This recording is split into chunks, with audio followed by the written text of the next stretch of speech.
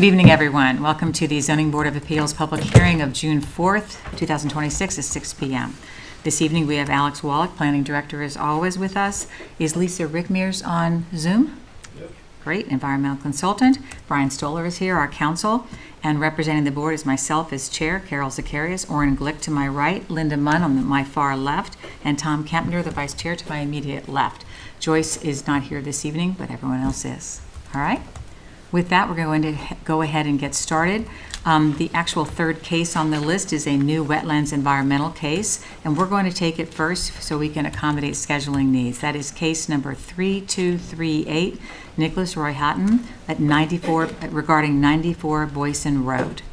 Good evening. For the record, I'm going to recuse myself. And Tom Kempner is recused, but we have the remaining three members that have no conflicts, and therefore we will proceed with a quorum. Good evening. Thank you for the request. I just have a ZBA at the town, so I appreciate your taking me first. Lisa Poyer on behalf of the applicant, and John Bennett from Bennett and Reed on behalf of the applicant as well. This is an application to reconstruct a bulkhead on the property. We believe, I don't know if John had a comment about jurisdiction. Only if it becomes an issue. Okay. We just believe that a wetland permit will be necessary to do the proposed reconstruction work. You are the last board that is required to issue an approval for it. We have DEC, Army Corps, Department of State, and Town Trustee permits for the proposed work. I don't know if you have any questions for me. Understand what's going on here is that you have a wooden bulkhead, all previously permitted, but it's the trustees said replace it in kind, but the DEC wants us to replace it with, for lack of better, I call it plastic, but it's vinyl. So it's the sort of stuff that you don't need to put creosote or any sort of wood preservatives on. So typically, modern reconstructions prefer that sort of stuff because it sits in the toe of it sits in the water. So it seems like the sort of thing that you would encourage, because instead of some of these older applications for bulkheads, which again are wooden, we're going to have a more modern construction, Right. which is the vinyl. So we have a DEC permit, which is good. Town trustees, since it's the bay bottom there is owned pursuant to the patent by the town trustees, as everybody knows. Army Corps? Army Corps and Department of State. Department of State. So the trustees want us to have, which is not unusual, a 10-foot buffer there coming back from it, which we're more than happy to do. And you do have a planting plan in the file that was prepared by Eris Design that shows the upland planting area for that buffer. Yeah. And then there's also bulkhead reconstruction plans in your file, which were prepared by Maresca and Associates, and Right. that's what's been reviewed by the agencies. And then just for housekeeping, in the long EAF document, just for clarification, now we do have DEC on the other agency government list, where it lists out all the other approvals you need. I had originally written that we did not have DEC. That's right. But we do have DEC now at this time, and that was submitted with the ZBA package. That was just Right. accidentally omitted. Okay. I can submit to Alex and you updated one sheet if you need that, or... We do. Alex, Okay. right? You would want that? Okay, I can do that. Yep, that's no Thank you. problem. I appreciate that. All right. So And- just for completeness, interestingly, and actually Brian might find this interesting, we're here, but there is a question as to whether or not the village has jurisdiction. But, you know, if you look at your own wetlands chapter, now remember the town trustees gave a permit for this, so that means it sits in the toe of the water. The approving authority with respect to all applications shall be the ZBA, except the town trustees shall be the approving authority with respect to any wetlands or regulated activity under their jurisdiction upon the effective date of this chapter, which was 1989, I believe. It might be a more academic interest in anything, but I just wanted to make everybody aware of the fact, Brian, for your edification. There's a town code section, I've underlined it.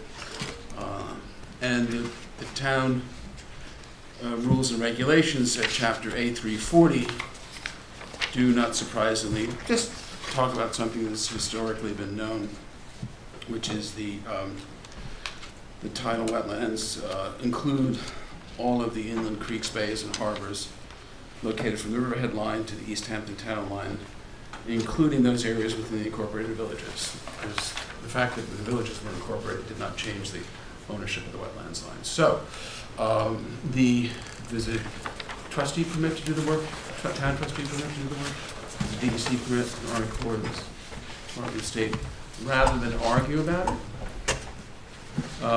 we would just submit the application, despite the fact that there's a strong argument that the village doesn't have jurisdiction over a bulkhead that sits in the toe of the water, particularly one that's going to be re-engineered for more modern materials. And again, we're providing a 10-foot buffer there, so hopefully this is a little moment for the village. All right. Anything else? Nope. All right. Lisa, if you could join us by Zoom with any comments you have, or would you like us to take questions from the audience and other Zoom residents first? Not sure. I do have just a couple of questions, and I did see that they had the permits in order, and I myself and our wetlands inspector Will Bowman both reviewed the application. And my main question was just that I'm trying to just see if any more updated documents were uploaded since, in case I don't have the most updated ones in front of me. And the audio was out for the first part of the presentation, so I may have missed something was said. But the permits, there were a lot of permits they have to get for this, and they've gotten them. But the exact version of what is happening and being installed differed.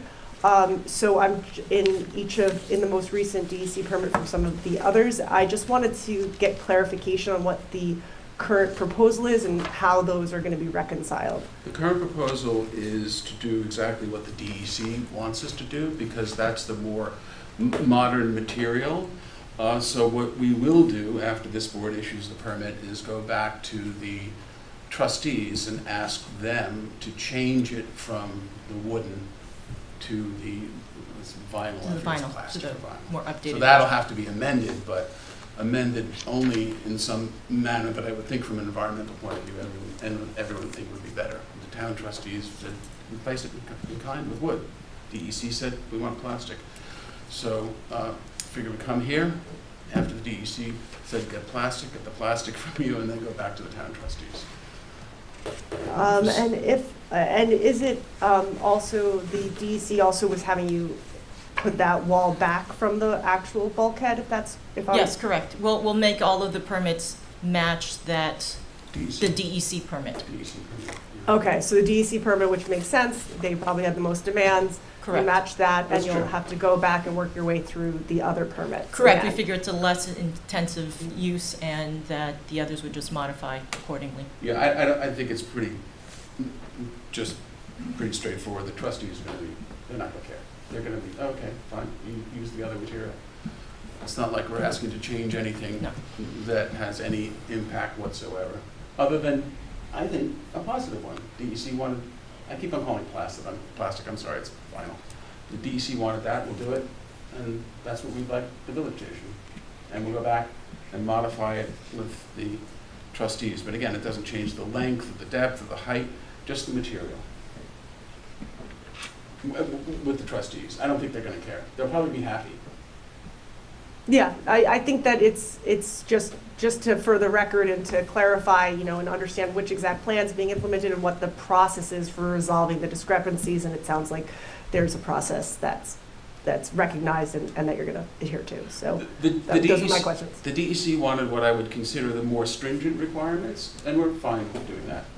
So we'll go back and modify the trustee permit, and I mean, to the extent that we even need Army Corps modification, We can go back to them Yeah, as we'll well. go back We'll to go them too. update everybody's Update records. everything. So it's all consistent. Secretary of State, I wouldn't imagine would care, but if, we'll We can figure it all out. resubmit. It's all better.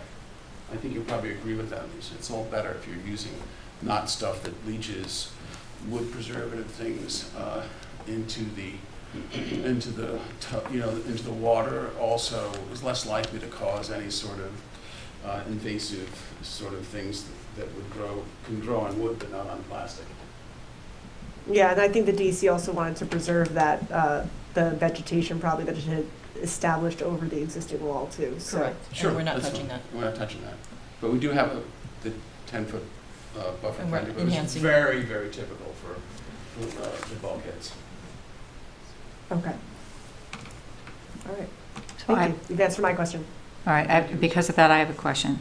So Lisa, can the zoning board deliberate and approve, deny, whatever we're going to do, when the town trustees have not yet approved the vinyl and the consistent DEC specs, if you will? You can. Yeah. We don't have a permit prepared for tonight because it's the first Yeah, time but I you're mean, hearing it. is it the issue ripe for this hearing for discussion and Yeah. deliberation? You Yes? could, yeah, that would be required regardless. Good. You could make a Okay. note that it's subject to them getting that permit. That's Okay. fine. Thanks. That's fine. Thank you. All right, Lisa, anything else on this? Lisa? No, those were my questions. No, great questions. All right. Is there anyone in the room that would like to make any comments on this application? Is there anyone on Zoom that would like to make any comments on this application? No? All right, well then let's go ahead and discuss. I've reviewed the materials. I think that I would be inclined to approve it. I think it's not likely to have significant environmental adverse impact and so on, so I'm okay with it. What are your comments? I think it's pretty straightforward, It's actually like you said. And better? That's better. Yeah. Oh, you can't talk, sorry. I keep looking at Tom. So used to looking at Tom. Tom's out. So Linda, Orin, and I, we are all, inclined to approve. All right. So then Lisa, I just want to be clear for us, then, would you be preparing a secret determination and a motion to, and a wetlands permit for the next meeting? Yes. Okay, just want to make sure the process. All right, well then that's where we are. We'll adjourn to the next meeting. Do I hear a motion? Is there a motion to close the hearing That we then can with close. that? Motion to close the hearing? All those in favor? Aye? Aye. Great. Thanks, and thanks from We'll see you next Nate, time. of course. Thank you for taking it. Thank you. Good luck at the town. Actually, but thank you, nevertheless. All right, now we're back on the schedule, if you will. The next case would be the first case, which was on for this evening, of 8 Squabble Lane, and that's case number 3231. It's a carryover wetlands case. And you're back in. Yeah, I'm back. And Tom has rejoined the hearing. Thank you.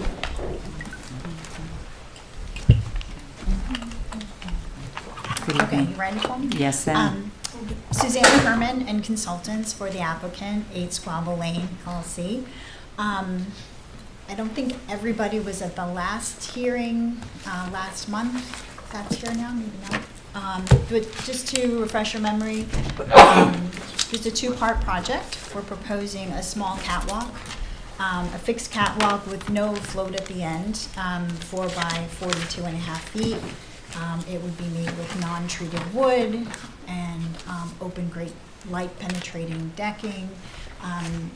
It's received trustees permits. It did not require DEC permits. It's within their jurisdiction, but they've given over regulation of this water body to the village and to the town.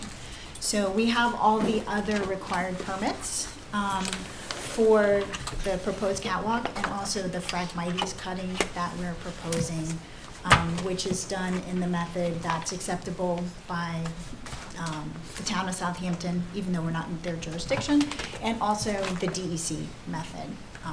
This is the method that we have routinely gotten approved at other properties with the hand cutting 2 times per year to 6 inches above grade, removing the material. That way you don't disturb the existing native vegetation, the native wetland vegetation that's trying to compete with the Phragmites.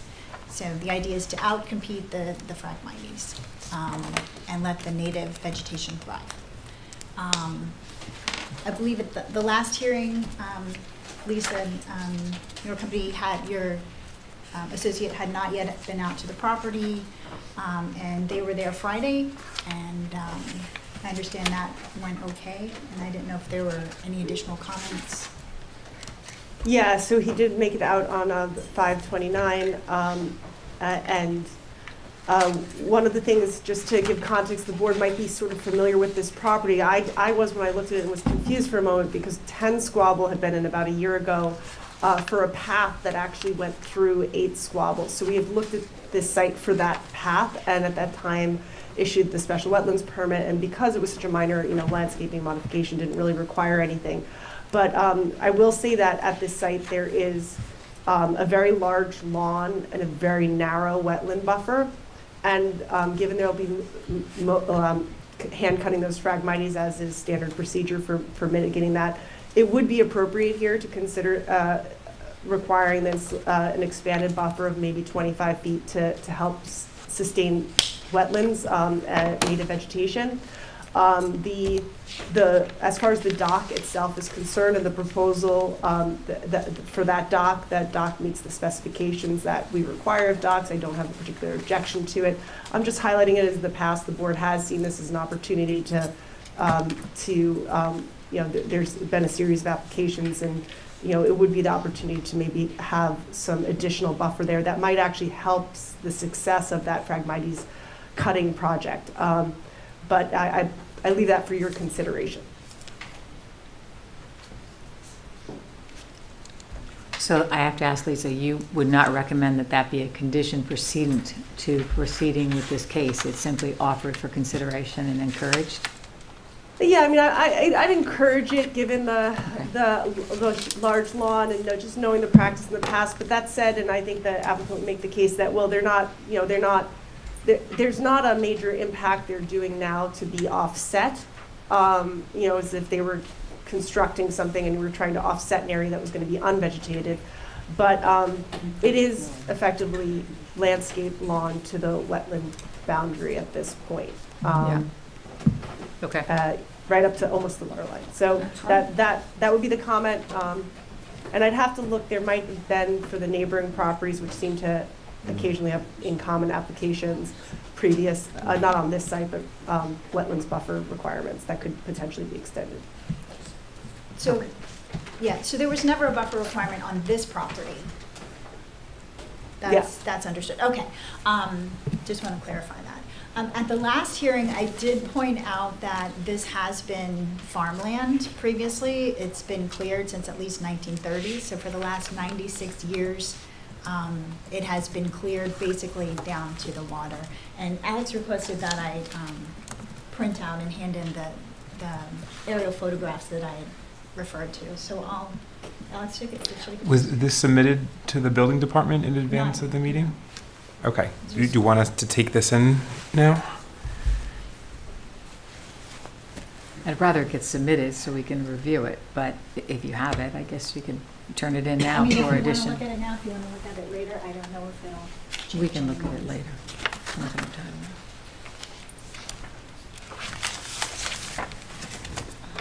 Do you want to look at it now, or do you want to discuss it? Want to go ahead and do it? All right, let's do it. Thank you. Sorry. For you? Do you have one more? Yes. Thank you. Sorry. All right. Can you walk us through what we're looking at then? Thank you. It's not that complicated. I just pulled Okay. all these photographs, historical area photographs off of the town GIS website. I don't know if you're familiar with that website, but it's really fun to go back and look at properties over time. Some of them are more legible than others, some are fuzzy, but I think 1930 is pretty clear. It's farmland in a large percentage of the area. And then I really just chose the ones that are clear, that had good photography. 1962, you can see this is the first house on the block. I see. 1976, there's other houses coming in. It's still basically cleared all the way down to the water. 84 is not a great photo. There's a couple of trees in there, but still not very much. And then the same in 96. 2004 is a better photograph. You can see that it's clearly lawn cleared all the way down to the water. But that lawn is, the approximate cost of the lawn is the clearing for the farmland in the 1930s, right? Right. Yeah, okay. This So it's is- not like it was a huge area of native vegetation that Right. was cleared at some point.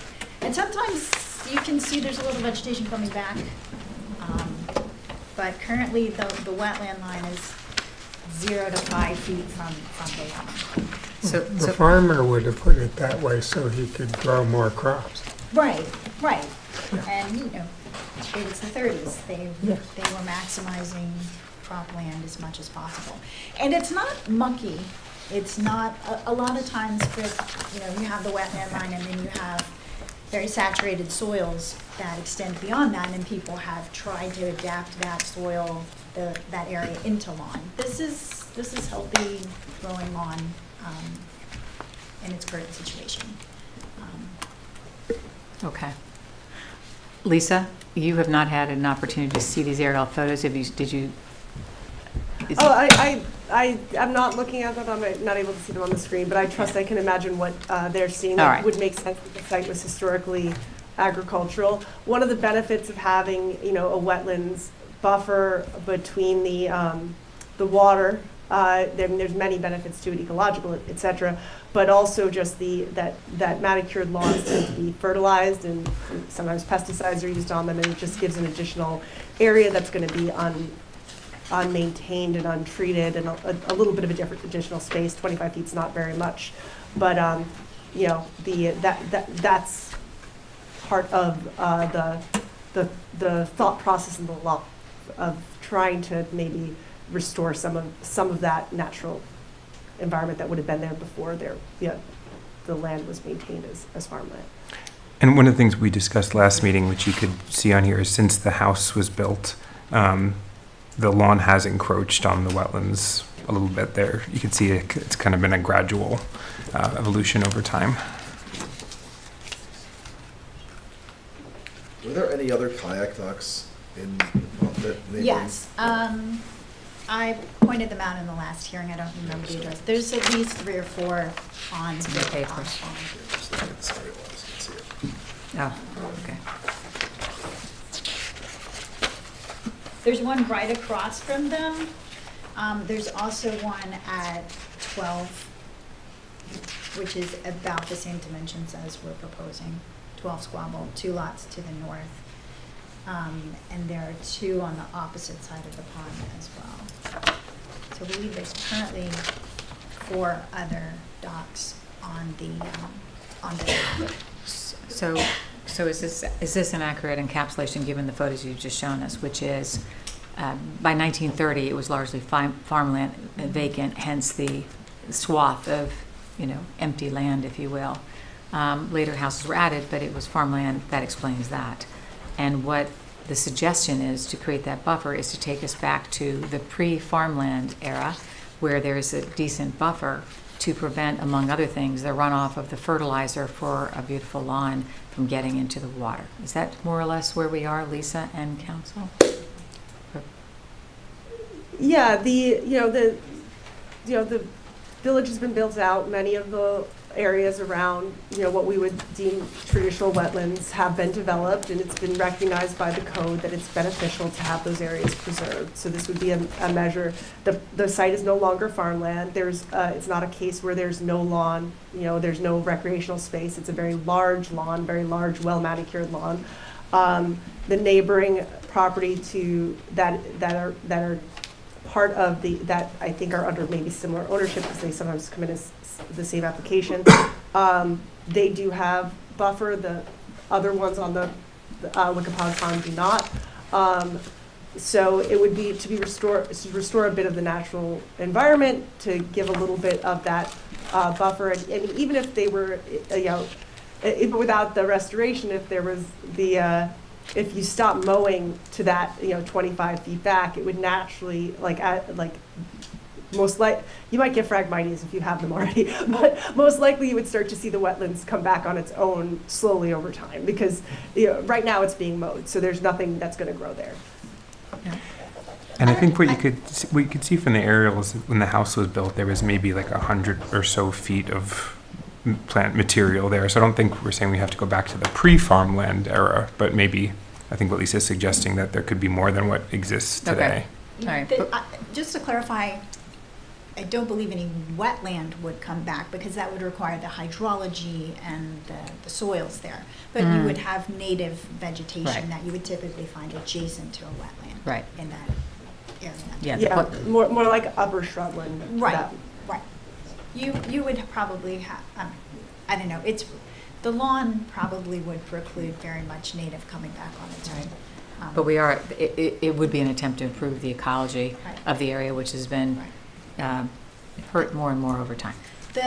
I did foil the file for numbers 10 and 12, Squabble Lane, the two lots to the north. Mm-hmm. And on those properties, there's a variable width buffer that is a maximum of 28 feet wide. It varies from 20, 25 for the most part. In that case, there was a plantings plan proposed. So I don't think it would be fair to ask for any more than that. Okay.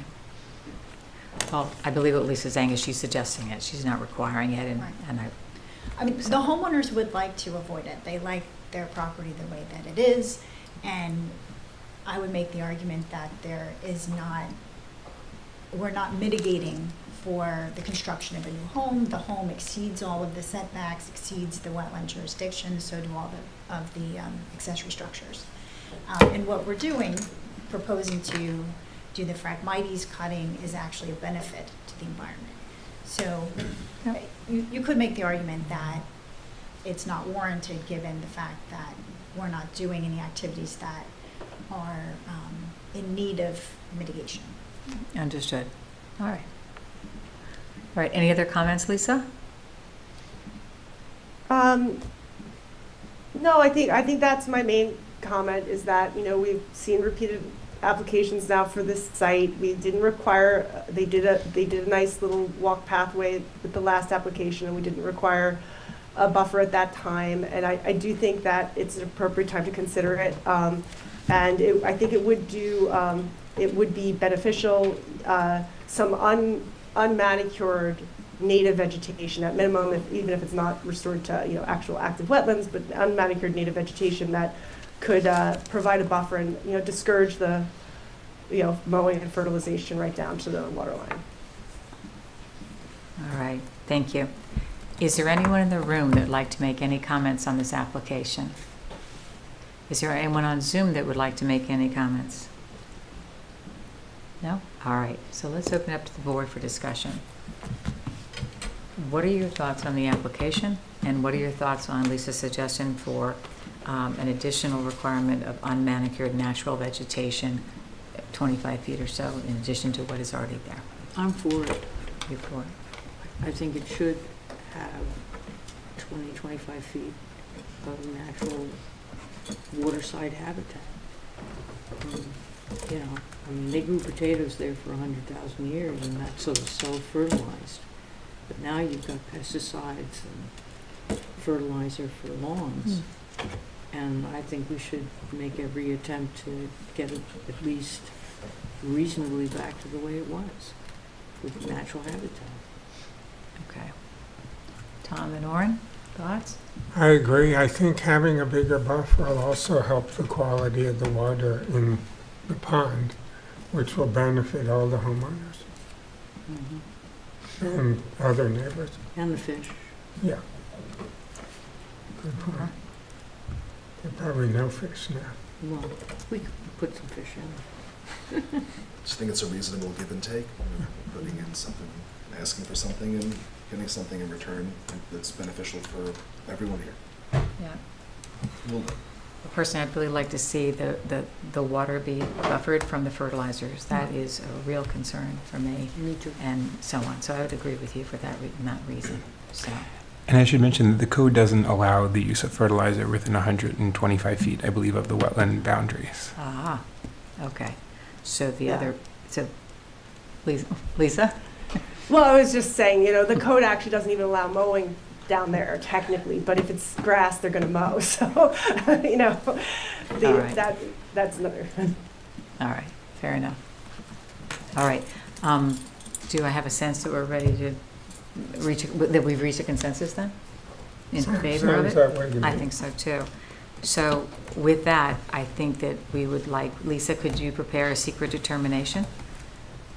And the Yes, wetlands but permit? before, I think that, do you want to review the, if you're gonna require a planting plan, should, the board review it, or do you want it That's to be true. subject to review by, perhaps like the wetlands inspector, to his satisfaction? I think it'd probably be better if you, have the final sign off.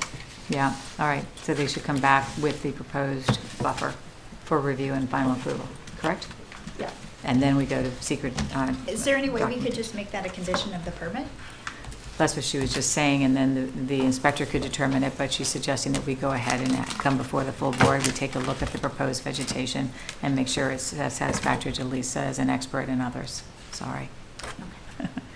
All I'm just right? trying to move it along because No, I understand August that. would be the perfect time to do the Phragmites cutting. Yep. Yep. So it would be. How long would it take you to prepare a, Not long. I mean, I would follow what was approved by this board on the properties to the north. It's a Okay. pretty simple plan with a lot of very commonly used, buffer All right. plantings. so perhaps you can move it along forthwith? We can take a look at it and you can get your deadline, Okay. all right? And as soon as we receive it, we'll share it with Lisa and Will, and if we could even have a permit ready if we think it's ready to go by then. That's true. So that maybe by the July meeting, That's it could get true. approved and get you ready in time for August. Okay. The import of what she's saying, instead of coming back, presenting it to us, we Right. deliver it, we think we like it, she prepares it, she comes with the Okay. documentation, we can hear it, decide it, and agree on it. Lisa, does that sound reasonable? That does. If you can get that in soon, so we have time to review and do that turnaround, then we won't wait to come back to be directed by the board to prepare the documents, and it will save a cycle. I That think work? That works for me. All right, thank my you. schedule. I would appreciate that. Thank you. Do I hear a motion to adjourn this case until the next hearing? Second. Second, all those in favor? Aye. Aye. Thank you. All right. Our next case, we're skipping over the next case, the 3238 Nicholas Rotten, 94 Boylston, because we heard that. Wait, did we have to do Outset. 1471? Whoops, did I skip one? I think Oh, I apologize. 1471, I huh? skipped right over it. No The worries. next case is case number 2. It's number 3232, Vivo LLC, 1471 Meadow Lane. Thank you. Thank you.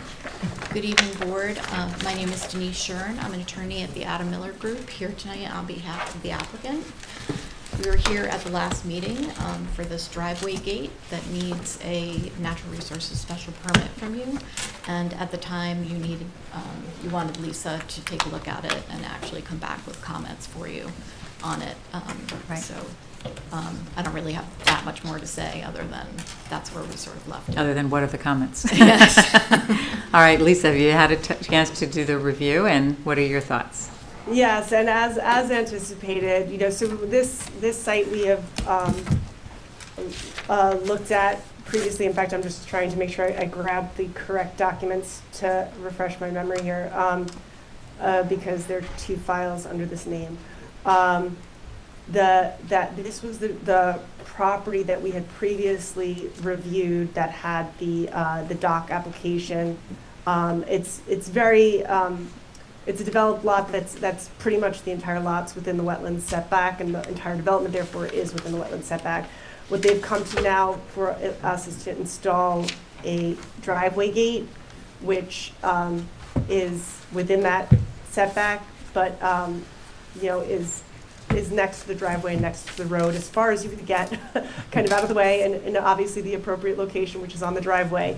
So I think it is would be appropriate to issue the permit and adopt negative seeker findings here. This is a property, we've examined all the environmental factors at this site before, and the disturbance here is quite minimal. It would typically be a type 2 action under seeker because it's just a minor accessory structure to a residential single-family residence. Okay. Thank you. Any comments from anyone in the room on this application?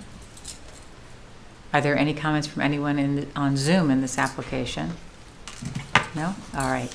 So let's open up for board determination. I went down and looked at it. I've read the materials. I think it's next to the road, it's next to the driveway, the rest of it is wetlands. I think it's appropriate. I'll just put it short and sweet. What are your thoughts? I agree wholeheartedly. All right, so we gotta We've allowed this And on we have other allowed this. properties on That's that right, island. exactly, up and down the Meadow Lane. All right, so with that, Lisa, could you prepare a secret determination and a permit for consideration at the next meeting? Yes. Is that appropriate? All right, do I hear a motion to close this hearing? Second? Second. All those in favor? Aye. This hearing is closed. We'll see you next time for Thank the you very actual much. review of the permits. Thank you. All right. So we're moving on to area variances now. Lisa, I think we can thank you for your hard work. I don't think you have anything in the area, or do you? Well, we do have under the Oh, written decisions. decision. Never mind, you yeah. have to stay for the decisions. Sorry. Unless you wanted to do those. If so you it's not- wanted to do the seeker determination on that one and reserve the rest of the decision, I think that's all you need me for today. There still needs to be the permit still needs to be issued, but the seeker has not been closed. So up to you if you want to have me wait or if you want to jump to No, it. you don't have, I wouldn't think you should wait, so let's go ahead and discuss that. This is the seersucker, correct? Which one are we No, talking about? this is the Meadow I'm Club. confused. Meadow. Oh, Meadow Club. 320. Never mind, okay. That's the whole, yeah, okay, thank you. All right, so we're going to move on to the approval of certain things in connection with the Meadow Club. Yeah. One second. Case number 3204, Meadow Club of Southampton, 555 First Neck Lane is under deliberation and written decisions on page 3 of 4 of the agenda. We have the variance draft from Brian. And Lisa, I'm hesitating because I thought you wanted to, let me open my notes, sorry. So for the actual special wetlands permit, so just to give some context. You wanted I was to direct- amend it for the footings, correct? Yeah, so the actual special wetlands permit, so this file we had to circulate for coordinator review, and the planning board is going to be reviewing it next for site plan approval. You are having the first look at this, and then they're looking at it. So we had coordinated with the planning board, and they actually deliberated on it at 2 meetings about the seeker and who should be lead agency on it, because they're used to being lead agency, because typically it comes up under site plan and not under a special wetlands permit. So it wasn't until Monday that, the planning board agreed and made their decision that they're comfortable with the ZBA being lead agency. But they did raise one issue of concern, which is they wanted us to take a hard look at the footings for the fence and make sure that those impacts of the installation of the footings is appropriately mitigated. As part of that planning board file, there was some installation information submitted from the fence and sound barrier company, so we were able to review that. And what I would like to be able to do is just incorporate some of those conditions to ensure the mitigation into the special wetlands permit. So hence the decision to just hold on the permit. The conclusions of the seeker findings are effectively the same. The impacts associated with that construction will be mitigated through the conditions on the special wetlands permit. And that, there's nothing that raises the level of needing an environmental impact statement associated with this installation. So the findings don't really change, but I would like the time to put the conditions together for the permit. So just so I'm clear though, the conditions would appear in the wetlands permit, correct? Correct. And we would still go ahead and proceed to adopt, if we agree with it, a secret determination that ZBA is the lead agency, this is a type 1 action, and if we do believe this, that the action is not likely to have a significant environmental impact, and therefore we would issue a negative declaration at the next meeting. Is that correct? That's correct. Okay. Or you can issue the negative declaration. You can issue the permit at the next meeting. That was my question. Can we go ahead and do the secret determination now? And Yes. excellent. All right. And that would enable you to adopt Brian's decision on the variances And tonight if you we wanted definitely to. need to do that, yes. All right, so let's proceed. The hearing's already been closed, so we can go ahead and discuss this. So first, let's talk about, Brian, can you walk us through your draft opinion that was circulated earlier, just so everyone is caught up? Sure.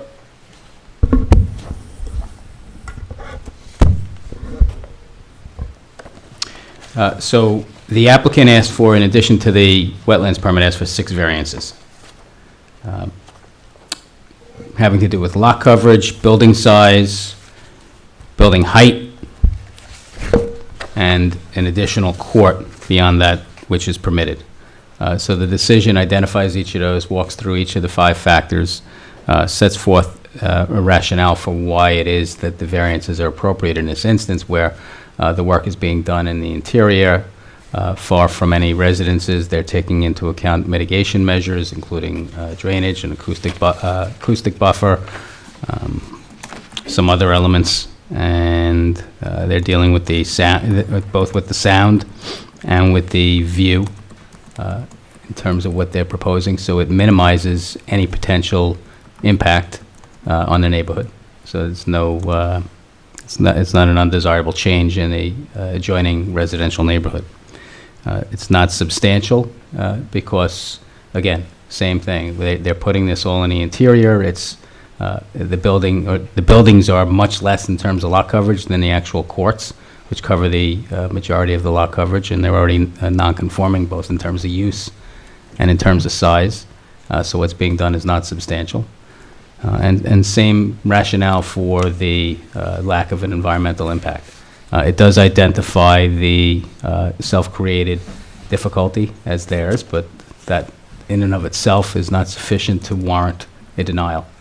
So. All right, thank you. The hearing's been closed, so I'm not going to ask about any comments from the audience or those on Zoom, so let's turn it on over to the board. Do you have any comments on the variances sought, specifically the opinion drafted that we're being asked to approve? Do you have any concerns about the opinion as drafted? I'm comfortable with the opinion as drafted. Okay, Linda? Who's, Oh, she's Never mind, recused. sorry. I should have said that at the outset. Linda Munn is excused due to a conflict of interest. She will not be participating in the deliberations or any voting on it. But thank you, Tom. Oren? Feel the same way. I feel the same way. All right. So I hear a motion to, oh, no? You have to do the secret motion first. Oh, we Yes. have the secret first? Correct. So before that, do you want to ask if Lisa has any comments on the Let's secret move on to that. determination? Lisa, can we move on to the secret? Do you have any comments, and can you walk folks through that, please? Yes, I can walk you through the determination. So, similar to the, actually, it's not that different from the considerations of the variance. A lot of the elements of the seeker, there's a write-up that I included, which was, extensive, even though it was not really necessary. There was nothing flagged in the FEF Part 2 that was going to be an impact. With the only real impact is that we are constructing this, adjacent to wetlands, though not in the wetlands. So the seeker indicates that there's an impact on land, which will be controlled by the conditions of the permit, controlling erosion and sedimentation control and construction practices.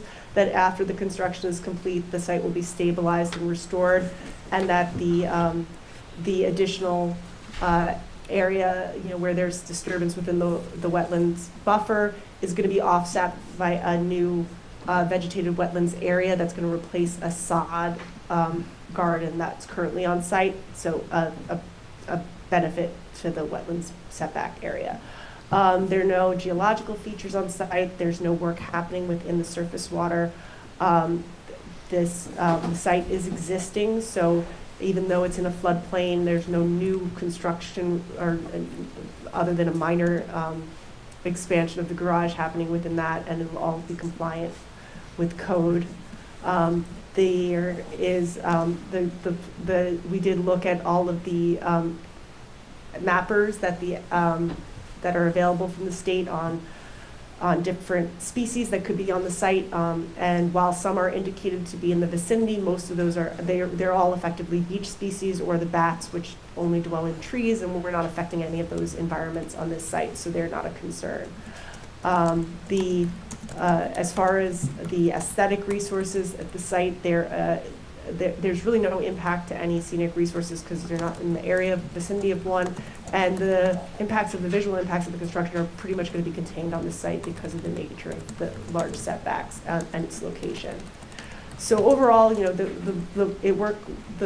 FEAF continues to work through each of the issues, but I will highlight one that notes that noise, that there is actually a mitigating factor for existing noise on the site, in that the sound barrier fence that's being put up is intended to mitigate negative impacts associated with the existing use, which was a pickleball court that predated the code in the village. So it was there, it was rightfully there and was not mitigated with sound barriers. So that would be an improvement. So ultimately, it did not identify any potential negative impact, major, significant, moderate to significant negative impacts associated with any of these areas with the work that's being done on this site. And therefore, I think it is appropriate to adopt a negative secret declaration. Okay. Thank you. No problem. Comments from the board. Tom, you are participating under the rule of necessity, otherwise you would have a conflict of interest. Correct. And Orrin and I do not have a conflict of interest, so we are the three people participating. Tom, any comments? I'm fine with her determination. Okay. Orrin? Crystal clear. I agree. All right. So, do I hear we can proceed now, correct? Thank Yes. you. Thank you, Counselor. Yep. Do I hear a motion to adopt the secret determination that ZBA is the lead agency? This is a type 1 action, and the project is not likely to have a significant environmental impact, and therefore we would adopt a negative declaration. Do I hear a motion to So adopt? moved. Second? Second. All those in favor? Aye. All right, that's the first matter of business. Secondly, we're going to put off the wetlands permit discussion until the next meeting so that Lisa can incorporate findings regarding insertion of the footings into the wetlands underneath and so on, as we already discussed. So that takes care of the second issue, the wetlands permit. And third, do I hear a motion to approve the variance decision as we just discussed, which was drafted by council? Do I hear a motion? So moved. Second? Second. All those in favor? Aye. Moved. All right. So we adjourn this, well, it's already been closed, so we're not adjourning it, but we will take up the issue of the wetlands permit at the next hearing, correct? Yeah, you can adjourn further discussion for the wetlands permit to the All right. next meeting. Do I hear a motion to adjourn to the next meeting to So moved. discuss the wetlands permit? Second? Second. Favor? Aye. All right. That takes care of this case, and we'll move on. Thank you. Thank you, Lisa. Thank you. Good night. All right. Much Good night. appreciated.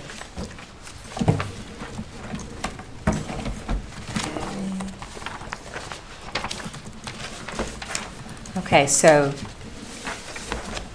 we're going to go back onto the schedule. Excuse me. Give me a moment to just collect. So, I believe the next case is on page 2, correct? Let me see. Yep.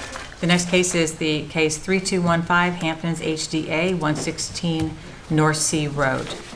Good evening, members of the board. My name is John Bennett, and I represent the applicant and Stephen Lemansky, who is here with me as well. I looked and there was nothing in the Dropbox. I did have a conversation with Chris Talbot about this matter, and Mr. Talbot told me that his issue was what it appeared at the time to be the introduction of an office use without any retail. As the board is aware, we subsequently demonstrated without any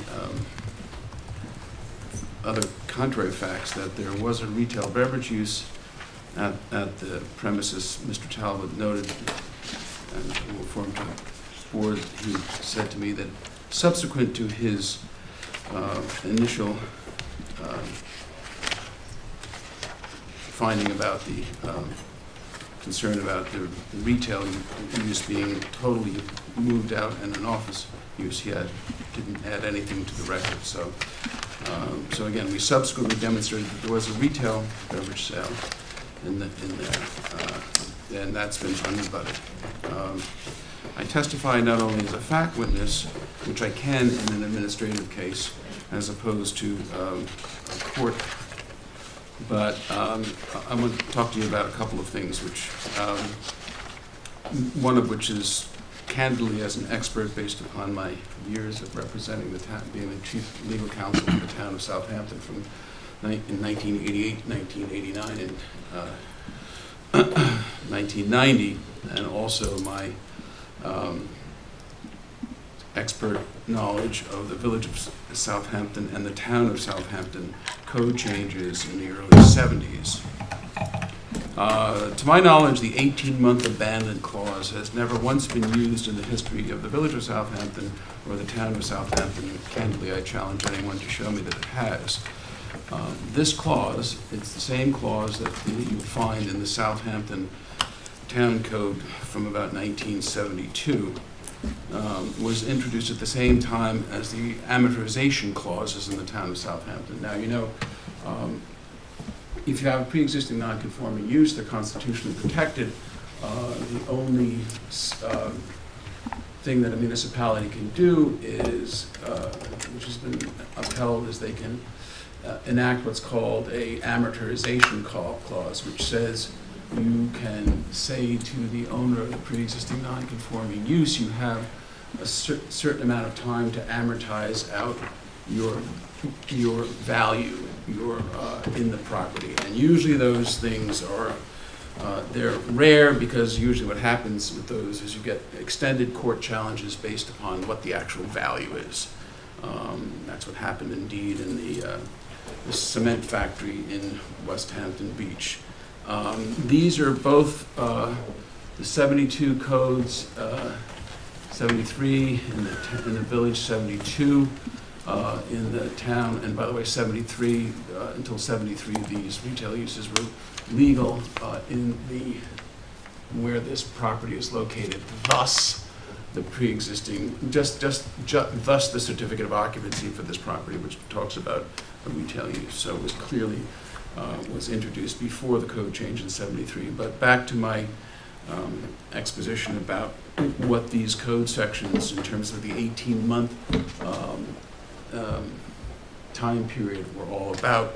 They were introduced at the same time the self-amortization, not self-amortization, this amortization concepts were introduced into the early 1970 Village and Town Code. They came out of the McCruskey Rooter. They were planners, and if you look at the 1970 Village Master Plan and the 1970 Town Master Plan, both the same bindings, both have a lot of the same findings, and that's when you start having this concept of amortization in there, because there were asphalt plants and cement plants. There was an asphalt plant in East Port, which I think is still under operation, and one in West Hampton. And the thought was, we want to give where you have something that's constructed solely for that non-conforming use, and it's something like an asphalt plant or a cement plant, we're going to give them a shorter 18-month abandonment, and we're also going to give ourselves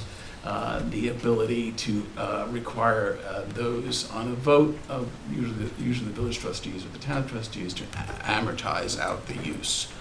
Again, I would challenge anyone to show any case where the 18-month abandonment clause has ever been used, because it was specific to those very types of uses that could not be altered in any fashion. I've lived in this village almost my entire life. I'll be 70 at the end of this month, and I've always been aware of this property as a retail outlet. A guy by the name of Jerry Kellner had it as a furniture store, and before that, Inez McQuinney. You may know the McQuinney family. One of the McQuinneys was an artist of fair note, a protege of Larry Rivers. So always it has been a retail use, as has the use next door. Now I'm going to read to you, because I think it's important that it be read into the record, the affidavit of Mr. Romansky. I'll be as quick as I can, but it's important that not only it be read into the record, just so to make sure that everybody can look at this factual items, but also the legal items in it, and I want the public to be able to hear it. So Steve, who will answer any further questions, I've been a licensed professional engineer. By the way, it's been my absolute pleasure to work with Steve over the years. He's knowledgeable, insightful, and fair. Steve's been licensed. I've been licensed since 1983. I've been practicing in the village of Southampton and surrounding areas for more than 40 years. Not only do I perform engineering services, but I have constructed many homes as both general contractor and an owner's rep and project manager over the last 40 years. I have served as an expert witness in many construction and zoning disputes, and I'm a former member of the planning board of the village of Southampton. I'm very familiar with the zoning laws and regulations of the village of Southampton. Having been part of the administration of these laws for many years, I'm familiar with the village code of Southampton and its history of use and interpretations. Now, I will tell you that I have worked with Steve probably for the last, I hate to say it, 40 years on many matters before he was with the planning board and after he was with the planning board, and pretty much every board, land use board on the East End. I'm very familiar with the zoning laws. I am familiar with the Village of Southampton zoning code and the history of its use and interpretation. I submit this affidavit in support of the application of the applicant. I was asked to examine the building currently in retail use as per the CO, allowing for such retail use at 116 North Sea Road. On Monday, May 18th, I physically inspected the property. In addition, I have reviewed the documented use of this property by examining the file of pertinent documents, including the CO stating the use as business retail. I've examined the relevant Village of Southampton codes and historic zoning maps. Prior to '73, the subject property was located in the C commercial zone. Under the Southampton Village Codes of 1930 and 1958, until the adoption of the '73 code, retail use was permitted use on the subject property. I will be very candid with you, Stephen and I, because we worked together on many of these things, worked together in drafting this affidavit, but I wanted it from an independent expert. Now, I have to say to you that I remember one time I was before the appellate division in the first department, and my adversary said, Mr. Smith didn't draft that affidavit, Mr. Bennett drafted that affidavit, and the appellate division judge leaned over and said, what do you think lawyers do? So Steve and I both worked on this affidavit, and it's always a pleasure because he's just an absolute font of knowledge. It was only in 1973 that the property was rezoned to office district, and we talked about the relevant zoning maps. The CO confirms that there was, as there is now, a retail use of the property as a legal pre-existing and non-conforming use. This CO was issued for a building that is designed for retail use, contrary to the speculative claims of the village and the misinterpretation of the village code. Throughout my professional career as an engineer and builder in this local community and as a resident of the town of Southampton and a former resident of the village of Southampton, I am personally aware that the subject property has always been operated as a retail use. Indeed, in reviewing, and by the way, that's what the other 4 affidavits in this case say, and indeed, in reviewing documents related to the subject property, I did locate advertisements for retail establishments within the existing buildings, including the Southampton Waterbed Works. I never went there, never liked waterbeds, always made me dizzy. But anyway, a retail use. Most important, what is apparent to me is in an improper claim to the ZBA based on solely on the insurance map as to the use of the structure. Based upon the physical inspection of the property, the existing building is structured and designed for retail use at present. Specifically, it has been altered and redesigned from what is claimed as the original purported use for automobile storage into a structure fully consistent with the existing retail business use. Thus, the CO for retail use. This is not a case, as stated by some board members at the last meeting, which I reviewed, where the structure is not designed for retail use. The building was adapted and redesigned for retail use at the time when retail use was conforming. There's nothing specific about a structure with 4 walls that qualifies it as not designed for retail use. However, this structure was specifically altered and redesigned for such retail use. For example, the former garage access was removed and the exterior walls reframed. See photographs at C. This code section at most is drafted to address situations where a structure is designed for a very specific use, such as a structure designed and used for an industrial use, such as an asphalt plant or a cement plant. This is not the case herein. In my involvement in zoning, planning, and construction in the village of Southampton, I've never seen anything other than the 3-year abandonment statute used. There has never been a case, to my knowledge, where the 18-month standard was used, since it's a rare case indeed, i.e., as I stated and testified before, something like an asphalt or cement plant. And this obviously is my testimony as well. The building was redesigned for retail use at a time when retail use was available in the zone, that is, was zoned for retail prior to 1970, and the only proof that is necessary for this is the CO. Once the structure was improved in such a manner that retail was available, that is, 4 walls and a selling area, it's impossible to argue that the structure was not designed for retail use. That is, the structure was clearly redesigned for retail use or redesigned as such. The village use of the Sanborn map is misplaced. Clearly, the property was put into and structured as conforming retail when allowed, as a retail showroom decidedly not capable of being for a used or designed for automobile storage. There is nothing in the record that shows the subject property was not retail.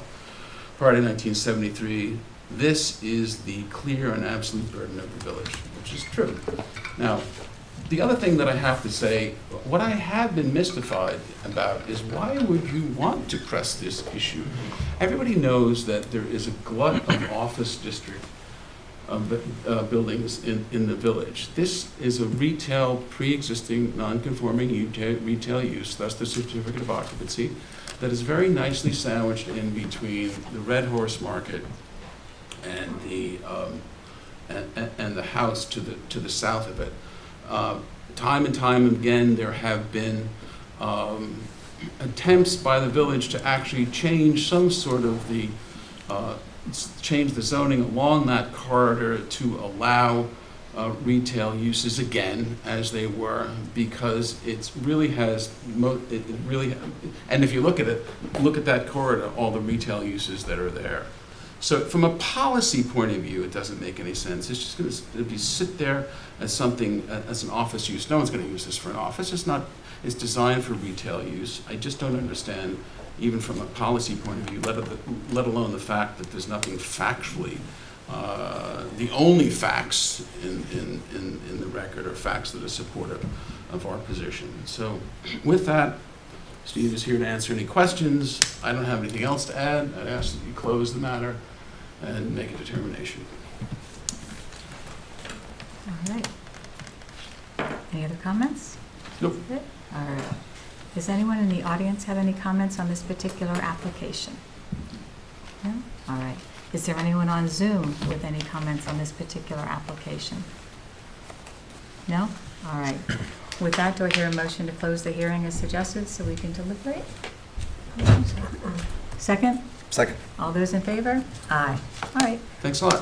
What's everyone think? What are your thoughts, board? I still think 18 months is relevant. It's in the law. 18 months is pretty relevant to me. That's what the law says. I think it's section C. And I don't write laws. I'm here to do what the law says. I'm not a policy guy. Hearing's closed. Excuse me? The hearing is closed. Hearing's closed. Please let us deliberate. I didn't say anything, Brian. Okay. Go ahead. I think the 18 months is relevant. It's in the law, and we're here to do what the law says. We're not policymakers or elected officials. All right. I think in applying that abandonment code, it looks like the barn is a building that was not specifically designed for retail use. I think to meet the design for standard, the building and structure has to be designed for that particular use. Here it's retail. And to be retail, it typically means it would have a position on the front of the property for customer access. It'd have a large glass storefront display window, or it would have the large retail signs over the front of the building somehow. It would have a loading area and these and other things. It doesn't have any of that. Instead, there's nothing about, I've walked it, I've been out there. There's nothing about the design of this building or structure itself that I can identify as that it was designed for retail. Instead, it looks like the interior was certainly adapted. They put in shelves, they put in rolling racks to hold clothing for sale, that sort of thing. So it could be used for retail, but in terms of applying the wording of the code, the building or structure does not seem to have been designed for retail. It can be used as an office, it could be used for a lot of things, and it previously was. So I don't think there's anything about the design of the structure that mandates the retail design. Therefore, I would agree with you, the 18 months has to apply under the code wording. What do you think? I feel the same way. I honestly do. I just, Always wondered about the retail over the last few years there, I mean, what actually was going on there, but currently the way it is, I scratch my head. What was Okay. there beforehand? All right. It seems like we've reached a consensus. Are we ready to vote? Well, I think you don't have a decision prepared, so. No, I'm sorry. Are we ready to ask Brian to draft an opinion consistent with the sense of the discussions? Thank you, Alex. Yes? All right. Brian, could you do so? I can. Thank you. Appreciate it. Thank you. See you in red. Okay. So the next case is it's 36 Corrigan Street, case number 3229, Brett and Kenneth Rosenberg. Thank you.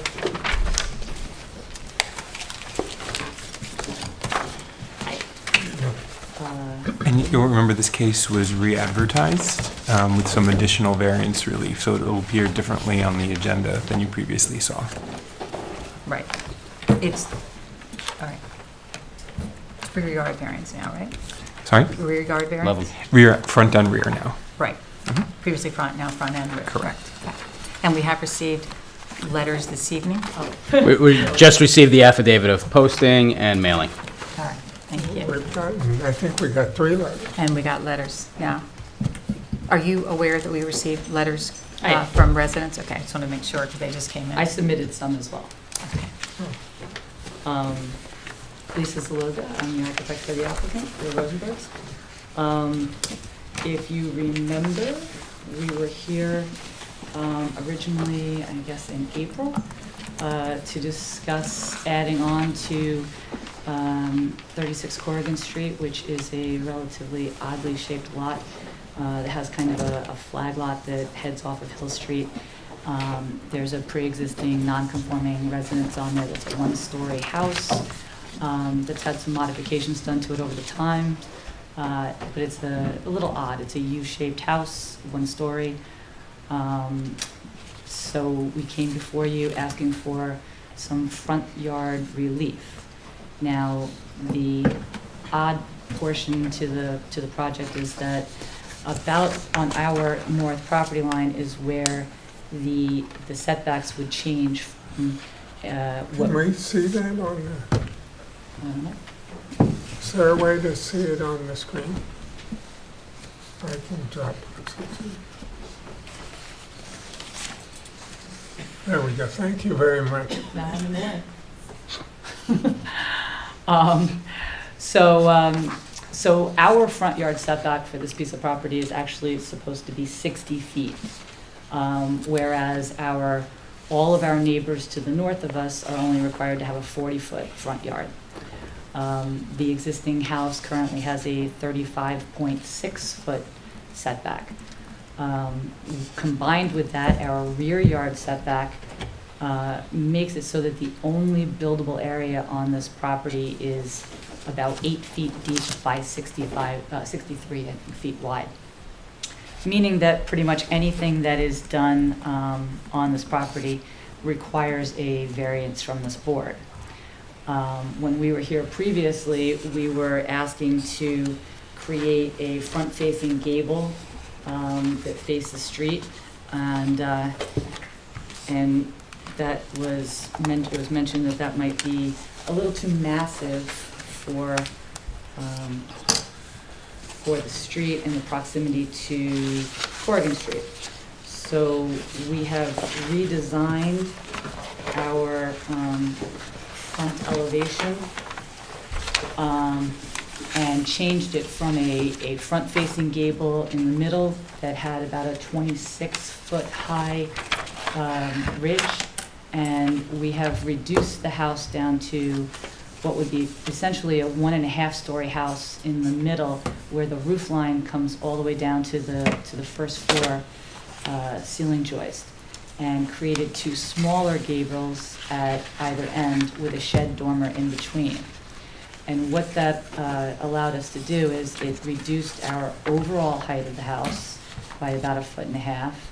It reduced the eave height of the house by about 1 foot, and it allowed us to you can see the dotted line is where we originally were proposing our second floor addition, and it allowed us to reduce that mass away from the street. So where previously we were asking for a 35.6-foot setback for a two-story addition, we are now only asking for, I believe it's 95 square feet of one-story front yard addition.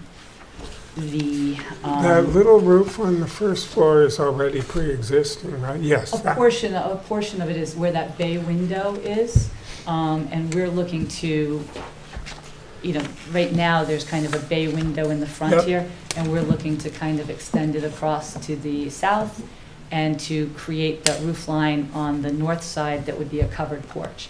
So that would be an open-air porch, and that part of the facade would stay exactly where it is. So, and then... So the first floor is the same setback as now exists. Correct. And the first floor plate height is about 8'8", and the hedge is 9 feet. So, Sorry, what's a plate height? oh, the eave height, where the roof line starts. Gotcha. We've also pushed back the two gables on either side so that they meet the 40-foot setback that all of our neighbors to the north are required to have. So they all have a 40-foot setback. Most of them are non-conforming and don't meet that anyway, but all of those houses were meeting the same setback that they are currently required to do. So I just want to Go make sure for I it. understand where we are so far. Okay. So right now, there's a bay window. You want to push out to the left and the right on the first floor to come out to that bay window, if you will, correct? Only on the right-hand side. Well, the left will be the So- garage. On the right-hand, if you're looking at it from the street, the right-hand side is where the garage is. The left-hand side is an open-air porch. So it's the roof line, but it's not wall.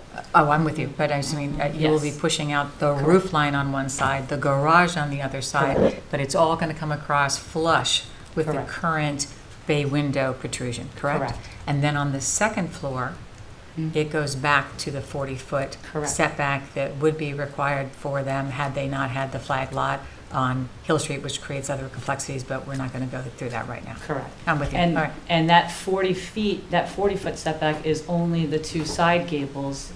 That middle dormer section is actually another 3 Further feet back. further back than that.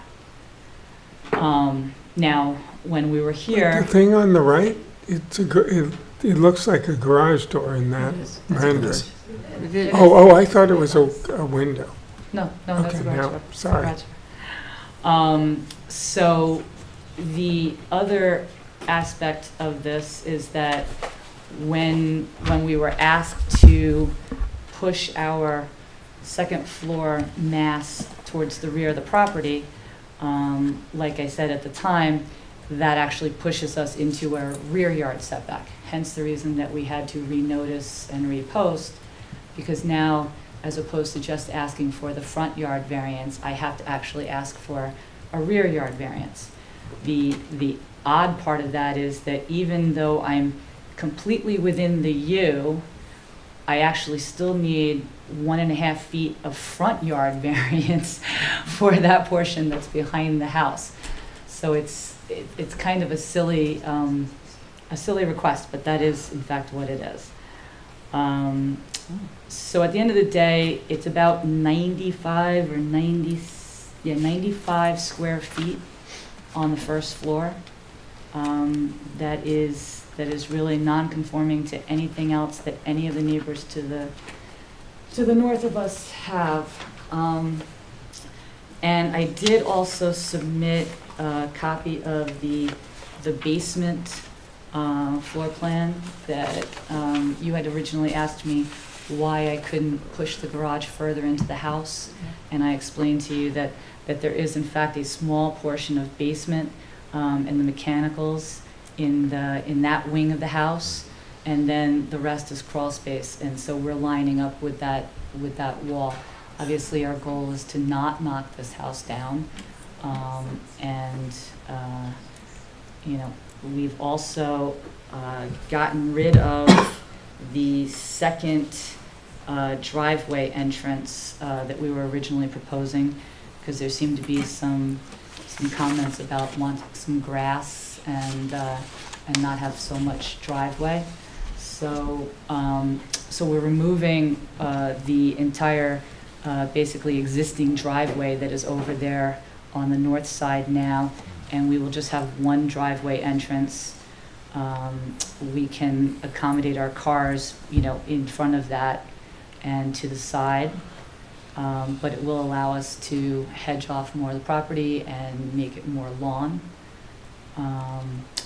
I did check on some of the, we had talked about some of the other neighboring setbacks of other houses on the street, if I can find my paper. And I had mentioned that of the other 9 houses that are immediately adjacent to us, we will actually be further back than 8 of them, even with the first floor variance, and our second floor will actually be further back than the one of less too. So we're definitely within keeping the character of the neighborhood. They're 1.5 and 2-story houses. I did happen to take a laser because the only survey that I could not find was for 39 Corrigan Street, which happens to be directly across the street from us. So I took a laser and found that they're actually 23 feet off of the property line. That's a similar 1.5-story house like we're talking about doing. We have 2 letters of support that we put in. One from Elizabeth Dixon, who is at 29 Corrigan Street. Hopefully you were able to read that. And also from Bobby Gary at 475 Hill Street, who is kind of behind it. And then you did get 2 other letters this morning.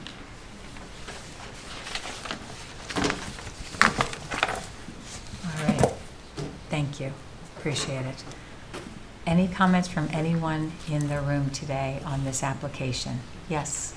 Please come forward, state your name, your residence, and speak into the microphone for the record. Thank you. Hi, my name is Carmel Culver, and I live at 49 Corrigan Street with my husband. I was here the last time the plans were presented. I have to say, I feel a little disadvantaged here. I really didn't know anything about zoning and setbacks and R20 versus R40 until we saw these plans.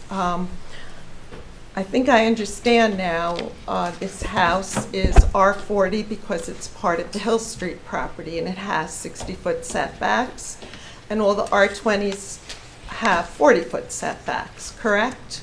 And if I'm wrong, It's a little bit more nuanced than that because the setbacks are based on the property size, not necessarily the zoning Okay. district. And the property size for the R40s are an acre usually? The minimum lot size is Right. about an acre. And because that lot was attached to the other one originally in '69 when the zoning allowed them to have that extra piece of property that's called a flag or something, it's given them another, a bigger piece of property to be able to build this house on. Because if it was R20, they would not have 20,000 square feet, correct? They'd have 5,000 less square feet. I don't know that I The totally leg. followed that. The leg Yeah, that she has that's there. got nothing to do with the zoning district there. It's just a unique feature of this property. Okay. Well, it's hard for me to talk in technical terms. I'm not an attorney. I'm not an architect. So I did tell you in the letter how we feel about it, and I have to base most of it on visual because that's what I have. And I'd like to say again that we're in the middle of a historic area on the south end of Corrigan Street. It's quite different than the north end. We've got smaller homes, smaller lots. Most of them are 70 to 100 years old. Many of them have been, modified, renovated. We did one, but most of us have all of us have preserved the beautiful nature of those houses. If you walk down the street, you'll see the Dixons have the small postage stamp white farmhouse that is substantially unchanged. You've got Tina's house, which was built in 1930 by her father and, you know, sits at whatever amount of feet off the road, but is a beautiful gambrel farmhouse with lots of surrounding green space and foliage. We've got an open lot that's still there with 2 beautiful cherry trees that Mary Stabelic owns, and there's our house, which is a renovated ranch that we added 500 square feet to a year ago, so that we could accommodate visiting children and friends. Next to us, we have Kathleen Brown Wolanski, who inherited the house and built a beautiful house on her property. Across the street, and I think you got a letter from him, is Eric, who has .52 acres next to this property and a 100-year-old stucco home, which was one of the original Corrigan homes on the block. And in front of them on Hill Street is Mr. Greer's house, which, say whatever you like about the property, it is a beautiful 100-plus-year-old home that sits on, I think, about 5-6 acres. So that is what is in the neighborhood. We really don't feel that the massing of this house that close to the street is in keeping with the beauty of our historic neighborhood. The front-facing garage will significantly affect the southern end of Corrigan Street, and particularly the neighbor across the street, which is the Stabelics. You heard what Tina's setback is towards the street. And if they bring their house closer, which is the garage, another 4 feet, she's going to have a direct view into that garage and driveway from her house. I'm concerned because this is a request for a 5-bedroom, 5-bath ensuite home. It's also got a history. I know that Ken said he wants it for visitors and family. This house is a rental property. It's currently listed for rental and has a very strong history of being rented. I know there's a certain allotment for cars, but I could well imagine that the traffic going in and out of that driveway and that garage and home at this size is going to really negatively affect the environment, and particularly the southern end of the street and the Stabelics. I don't understand why you keep saying there's only so many feet buildable or renovatable in the house, the architect. Because of the U-shape of the house, there's a open area that can be built, and in fact, since they moved the shed back on the house, they're now putting in a 300-square-foot dining room, and you could correct me if I'm wrong, because I thought that's what I was looking at on the plans. We asked them to think about maybe using the U for bedrooms, bathrooms. There's a finished basement area, which had a bathroom in the back end of the house previously, which could have been converted to a bedroom with an egress, but that wasn't considered either. The former owner removed that bathroom and installed a sauna. And while the architect has tried to minimize variance requests, they are significant and will forever change the appearance and character of our beautiful historic neighborhood. Somebody said this to me, and I have to say I was very surprised because they were looking at the plans and looking at the neighborhood, and they asked me if I had seen what's going on in another area in Nassau County, which was built post-war with very small houses and now is being rebuilt, and the houses are being built all the space vertically possibly, as far back on the lots as possible, as far forward with front-facing garages and driveways. So I took a look on Google, and sure enough, there they were. And the house looked very much like this house that they're proposing to build. Leslie, I'd say that the applicants purchased this property and knew that it was non-conforming and would require significant variances for the proposed project. I think it's a self-created difficulty. It should not be considered a hardship for them. There are clearly other ways to renovate this home. I really respectfully request that these variances be denied and they modify their plans. Thank you.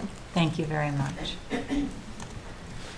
Is there anyone else present who'd like to make a comment on this application? Yes. Please come forward, state your name and your address, and speak into the microphone so we can collect it on the record. My name is Christina Stubelik. They call me Tina. Carmel said it all, really. I have a letter here which I would like to read, but she really went over the whole thing. And I can't speak as easily extemporaneously as she does, but I'd like to read my letter, which I submitted to you. And I would like to make one comment, though, about my house, which apparently is set 23 feet off the road or something.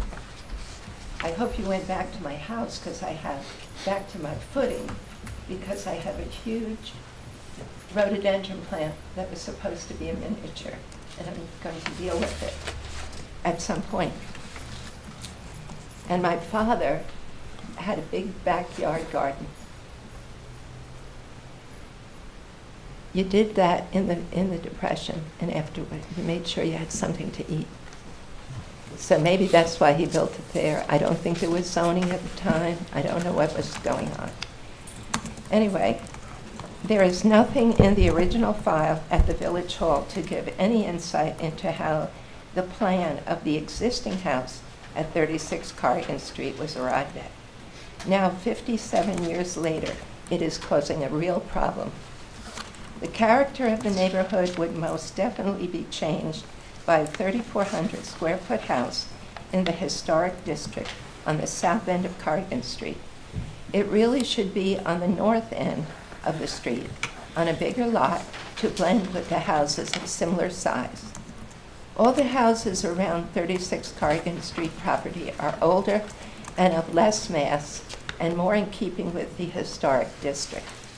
This bill may result in excessive noise and decreased property values. In the past years, 36 Corrigan Street house was run as a rental business. The lovely 3-bedroom house, the owner selected good and quiet tenants. This house is currently up for rent as it is for $40,000 a month. Now, with 5 bedrooms and ensuite baths and a projected much higher rental, will it be a bigger rental business with more cars? The neighborhood needs to be concerned. On an evening during rush hour, when County Road 39 has more than the usual excessive traffic, or completely shut down due to an accident, the cars coming down the Hill Street down Corrigan Street to Hill Street can be backed up past at least 49 Corrigan Street or further. And it can last well past 7 p.m. We literally cannot get out of our driveways. This is not to mention the speed at which the cars come down the street regularly. More cars parked on the side of the street will not be helpful. It is a hardship to the homeowners already. This is far from the bucolic ads for Southampton Village. With a massive house on a very, very small buildable lot, you can imagine why we are concerned. Additionally, for the proposed screening will not be adequate. Where is the peace? Where is the quiet? Where is the visual calm? Where is the historic district? This is totally self-created hardship by the applicants. They should have bought a house that met all their requirements, or bought a piece of land and built a house. To have the present house fade from the landscape of the historic district would be a great shame and loss for the Southampton Village community.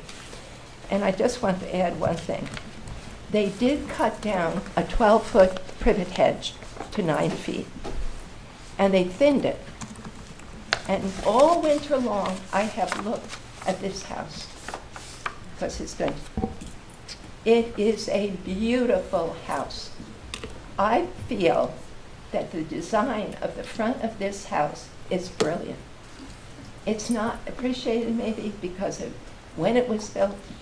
It is not a ranch house. And because I could see it from a distance, and I saw it every day when I came down my stairs, it just has a calm feel about it. There's something about the house. The bay window, the way it's set into the roof, it just fades into the roof. You have to go look at it. There's of course, landscaping. It's quite beautiful. The entryway, which is on the left as you face it, it is very, very well placed. The whole thing, even though it is a U shape, there was a pool there, and they renovated that house within the past 10 years, and they moved the pool so that it could take advantage, the family room could take advantage of the view of the pool. It is really a lovely house. I can see why they bought it. But to destroy it, now you can't, did I hear someone say you can't, get rid of the house to build? It's not a tear down, in other words, in my opinion. This is just my opinion. I wish you would go and look at it, because the huge house that they are putting there, it just will not fit. And I suppose that they could put bedrooms on the first floor. I think if you could give them a variance for a garage, that would solve a lot of their problems. Because the reason I understand why they did this was because they want a garage. They have to have a garage. So the whole house is going to be moved out to the front to accommodate this garage. And it just doesn't make sense to me. Did they request a garage variance from you? And if they didn't, they should. There should be more, there's more to look at. And the house itself is a beauty. And it's in the historic district. Now, if you look at the, Ms. Saloka, if you look at the plan with the extra flag, that goes down right to Hill Street. And do you know 499 Hill Street is a historic house? And the lot that this is on was cut out of that property. So it was historic. I don't know when the village made made that historic, but it is an historic house. So my appeal really to you is to look at the present house from a point of being historic, and perhaps that would help. But anyhow, I respectfully for listening to me. I know I shake, but that's the way it goes. You know. Thank you very much. Thank you so much. Thanks for your time. Is there anyone else here who would like to make, yes?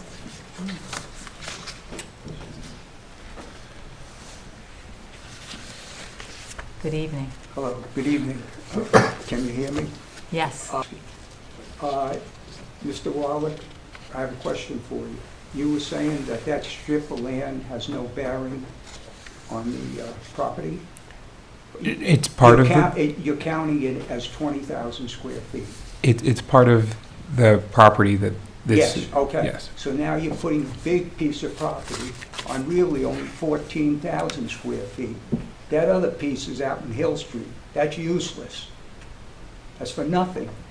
And when you're going to look at this house, it's going to hit you right in the face because it's on a postage stamp lot.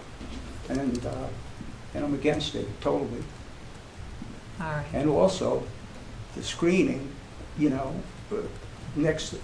screening was cut down from 12 to 9 and then thinned down. So, my last thing is, the house was run as a business, and we don't want a bigger business. Thank you. Thank you. All right. Is there anyone else who'd like to make a comment on this application that's in the room? Yes. And then we'll move to the Zoom. Hi. Hello, board. Hello, neighbors. I'm Kenny Rosenberg. I am the homeowner at 36 Corrigan. I wasn't planning to speak, but a couple of things were mentioned that I do want to at least clarify. First is, I know the privet has come up a couple of times. We have a beautiful 9-foot privet.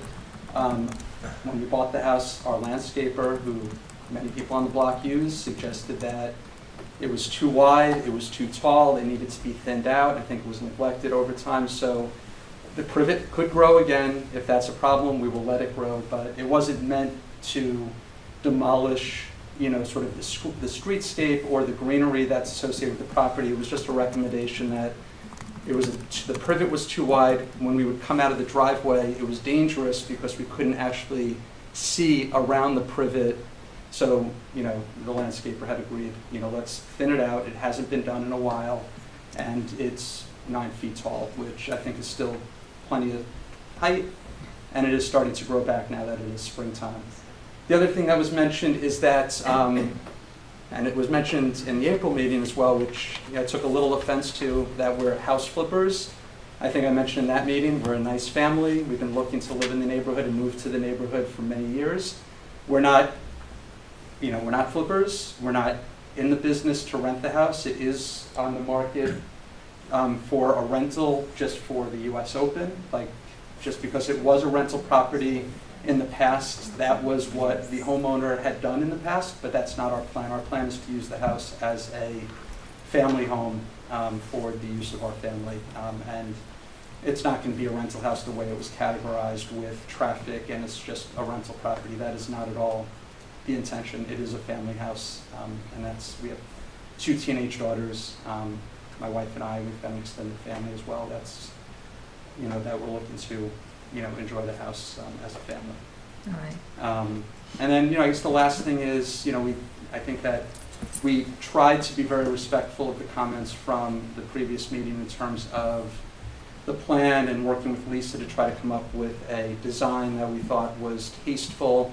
We don't want to knock the house down. We do want to respect the community. We want to respect our neighbors. I did mention this last time that I want to have good relations with our neighbors, and we're really trying to do right and to come up with a thoughtful plan here that keeps with the character of the neighborhood and is respectful of the architecture, and sort of houses that are around us. Others have been able to, make improvements. I know it was mentioned here at 49 Corrigan that they improved their house. So this is, an improvement as well that we think, would fit well with our family, and with the help of Lisa, that's what we're trying to come up with as a thoughtful plan.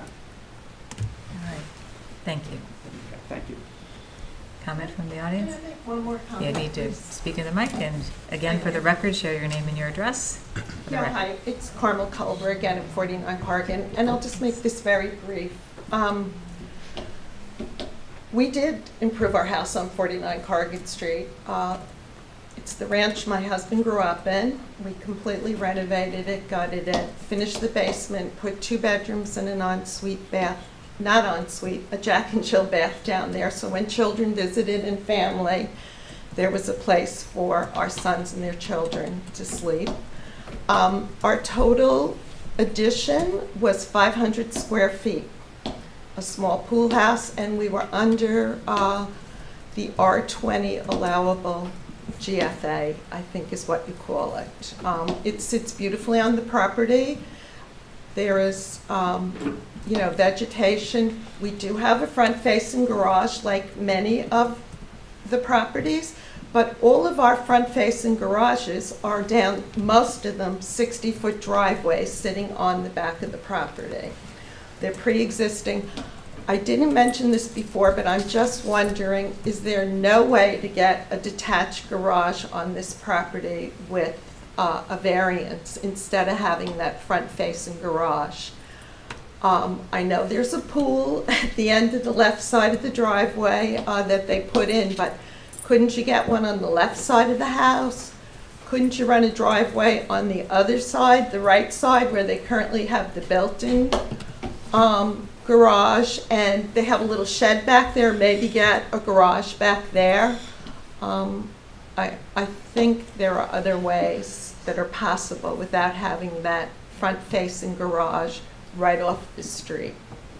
And that's it. So thank you. Thank you. Are there any other comments from members of the audience present here today? No? Is there anyone on Zoom who'd like to make a comment on this application? No? All right. With that, I'm going to turn to the board. What are your thoughts, given the materials that we've reviewed and the comments today? If it is in the historic district, wouldn't the ARB have something to say about the design? Yes, this, if approved by this board, it would need to go and get a certificate of appropriateness from the ARB. And if that is not granted, then they couldn't proceed. Doesn't that sound like that should come first? Typically, the ARB wants to hear applications that can be built from a zoning perspective. So considering the extent of variance relief, it seemed like it would be appropriate for this board for it to come here. You also have the option of asking that board for a recommendation if you have particular concerns that you feel that they should weigh in on at this time. That's interesting. A comment from the homeowner? I'm sorry, just had one question. I guess just one question that I have, are we actually in the historic, is this house Yes. in the historic district? It is, yes. What defines the boundaries of the historic district? There's a map you can access on the state website or in our office.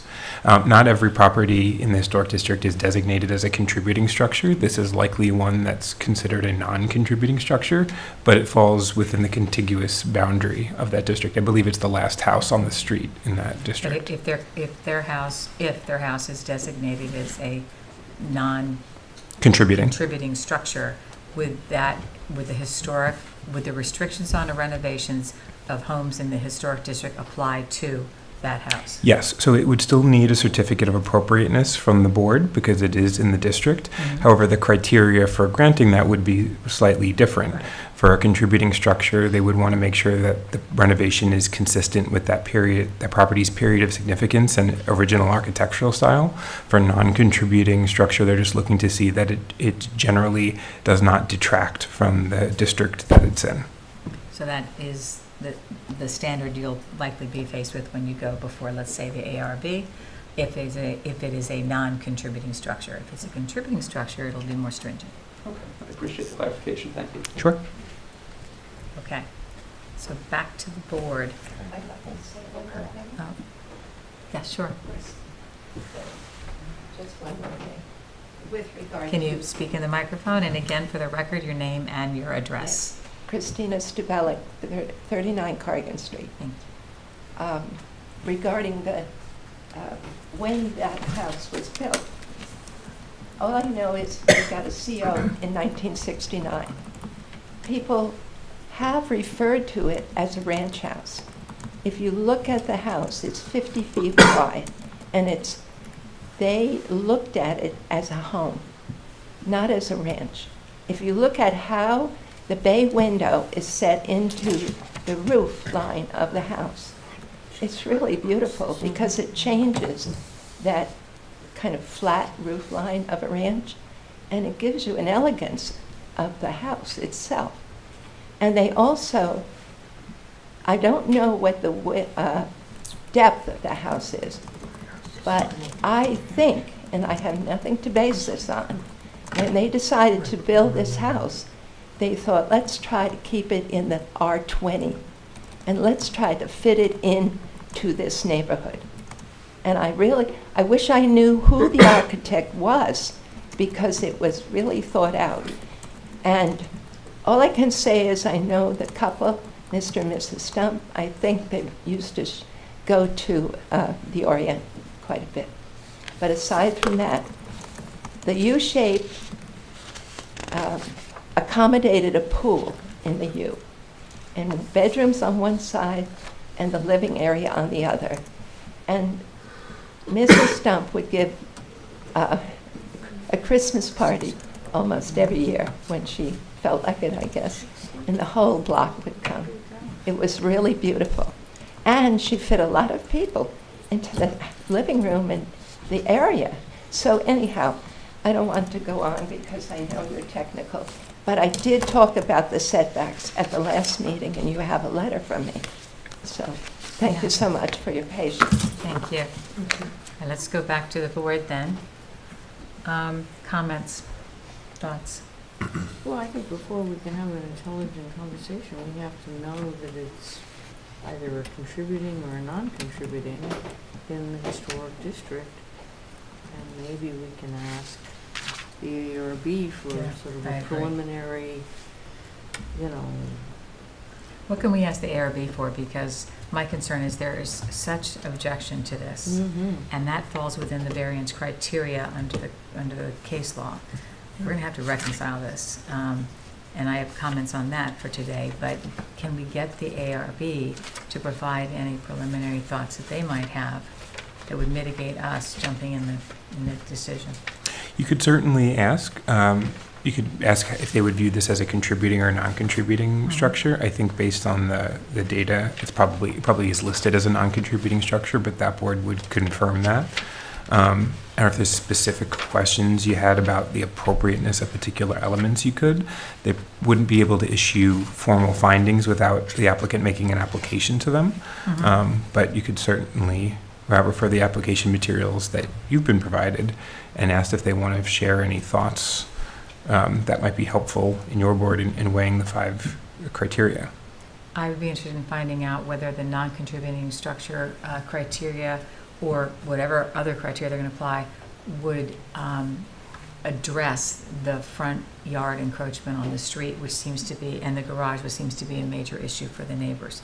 Because if it addresses that, then we should be talking about it, and we shouldn't be acting in a vacuum, right? Sure, yeah, it makes sense to coordinate with the other boards. Yeah, I think this is a case where that would be helpful. Okay. I just have some questions actually though, and I addressed some of these in the prior presentation, but given the letters, I'm going to go back and ask the same questions again. Can't you fill in the U in the back to avoid the encroachment further into the backyard? Well, that's kind of what we did. We created the dining room in the back in order to push the second floor space further back from the street. So I can't really fill in the U with bedrooms. I wouldn't have any egress windows. They wouldn't. It's surrounded by house on all sides, so you would only get windows along the rear portion of it. Right. It would be kind of virtually impossible to fill it in with multiple bedrooms because it would be facing into other bedrooms and family rooms. Why can't you put bedrooms right across the back? You'd have windows facing to the east. Right.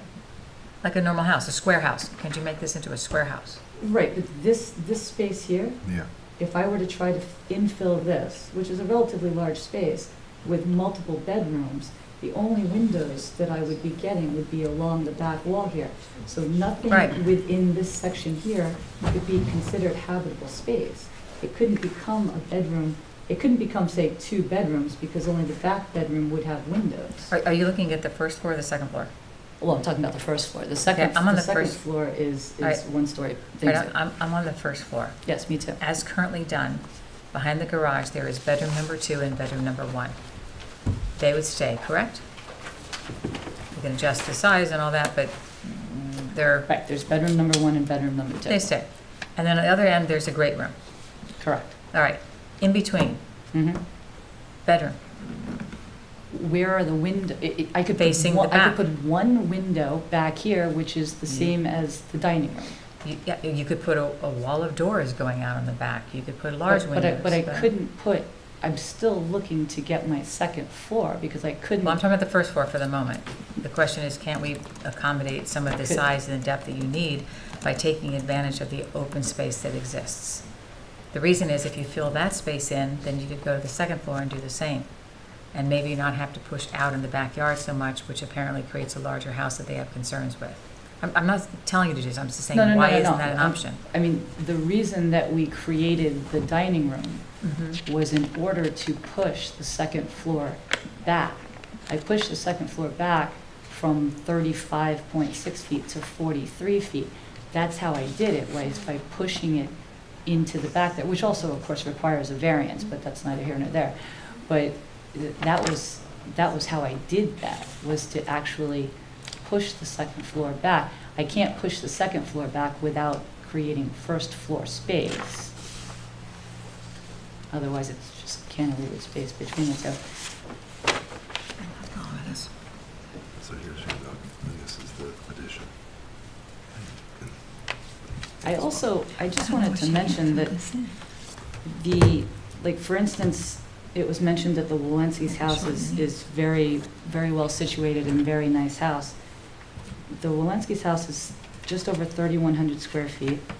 It has a front-facing garage. It's 2 stories. It's set at 41.6 feet off of the street, and it's on a 12,375 square foot lot. So the lot is smaller even with of our bulk of lot. It has, the second floor is closer to the street than my second floor. It's a 2-story house. It has a front-facing garage, and it's a 3,100 square foot house where I'm a 3,400 square foot house. Okay. Can I ask you one other thing, though, as you're talking about the square footage and so on? There seems to be, and again, I'm not suggesting this, I'm just trying to ask questions as we go to the ARB and we talk about the design. Is there, I know this is going to be not what you want to hear, but can we not do the front porch? Can we not do the garage? Can we keep the front the way it is so it doesn't come further out and encroach, as small as it is? Well, I mean, I can, if I got rid of the front porch, which is open air, I mean, the front porch is an aesthetic. It's to maintain that roof line across the front. It's a relatively symmetrical looking house. To lose that and make that gable wall be a full, What about the garage? 2-story gable wall. The garage, again, he's looking to, they're looking to get a garage, and there's no place on the property that is conforming for it. There's no place. But if that made a material difference to the neighbor's sense of what this does to the neighborhood and the community, would they be willing to give up the garage? I mean, we'd have to talk about it. I know that there are 10, I wrote down the notes, there are 10 front-facing detached garages and 6 attached front-facing garages within walking distance of this house on the same street. Thank you. I appreciate this. And I'm not suggesting all this, and this is not indicating where I'm going to go. But are they as close to the street as this would be? I can give you all of that information if you want. I have the chart of, 73 Corrigan Street is 29.2 feet off of the street. It's a 15,000 square foot lot. Does that include the garage? Because that would be instructive. I didn't put a setback on. I just know that it has a front-facing garage. I'm just trying to figure out how we can match. The community. I'd have to go back and pull out all the surveys again. 85 Corrigan Street is 33 feet off of the street, and it's a 3,066 square foot house, and it has a front-facing garage. 49 Corrigan Street has a front-facing garage. 29 Corrigan Street has a front-facing garage. Could you indicate what garages are within what distances? Because if this is comparable, that's a big step forward, I think, in the analysis, right? No? Yes, totally. Yes. At least you have the information on It's not attached an versus undesirable detached. thing. That's right. Right, Just I to can do give that. the I have all those to really surveys, get and down to the brass tacks I here. can 'Cause- either do it in a composite map, or I can do it in a chart. Winding floor. Yeah. Right. That's So the reason we're asking is 2 of the 5 factors to consider variance is whether or not it's consistent with the neighborhood. Mhm. And if everyone's got them as close or closer than this proposed garage, that takes away the garage quotient, if you will. I'm not guaranteeing it, but I'm just saying that's what we're trying to figure out. Okay. So that would be a big step forward. So what do we want to do here? Do you want to seek some advices of the ARB? is that where we've landed on this? While she gathers information about the garage and its comparison with the rest of the front-facing garages on the street? Is that fair? Is that where we are? I think so. Fair assessment? All right. Let us adjourn this so we can talk to the ARB and see if we can work this through a little bit more. And if you don't mind getting back to us on the front-facing garage measurements in comparison with the rest of the garage, front-facing garages on the street, that would be a big help too. All right? Again, we're not trying to be difficult, but we're trying to get through this for everyone's benefit. Let's see if we can find a consensus, all right? Okay. What is the procedure? Do you need anything from me for the ARB, or? If you can provide copies of this application with the elevations, I'll make that available to the ARB at their next meeting. You want 7 steps, little steps? Yeah, that'd be great.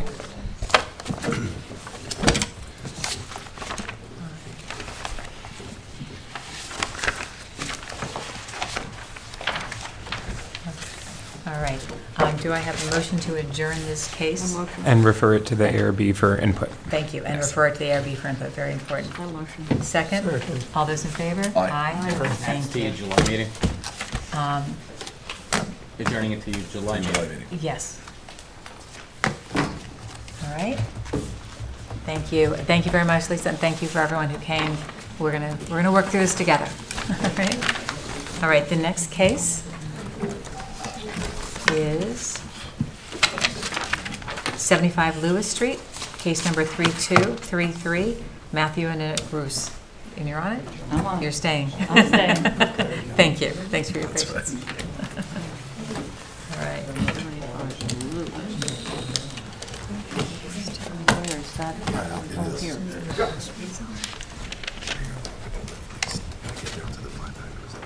Yeah. Yeah, that's why I'm on the measurements. I agree. Yeah, I agree. All right. Shall we proceed? Sure. I don't know if the board remembers the original meeting. This is a house on Lewis Street, 75 Lewis Street. And it's a pre-existing, non-conforming 2.5-story residence with a front porch and a detached 1.5-story structure in the rear of the property. And our goal is to renovate this house and do a small addition. We would like to create a wraparound porch where the porch is currently just on the front of the house. And that wraparound porch is too close to Lewis Street, but it's exactly the same distance as the neighbor at 83 Lewis Street, who also has a wraparound porch. If you drive down the street, you'll see that there's a lot of houses that have the same similar look with the gables facing the street and front porches. 83 Lewis was in fact renovated and added onto not long ago. When we were here last, I kind of handed in this composite map that I had done of 75, 83, 91, and 99. And that was in an effort to show you what the setbacks were for the houses in the immediate vicinity, as well as to show you the gross floor area calculations. Our goal is to square off a small 1-story portion on the south side of the house in the back half of the property. It's 12.6 square feet. That allows us to square off the kitchen and create a nice kitchen layout. Now that 12 square feet, it is in addition to the gross floor area of the house, which is about 2,852 square feet.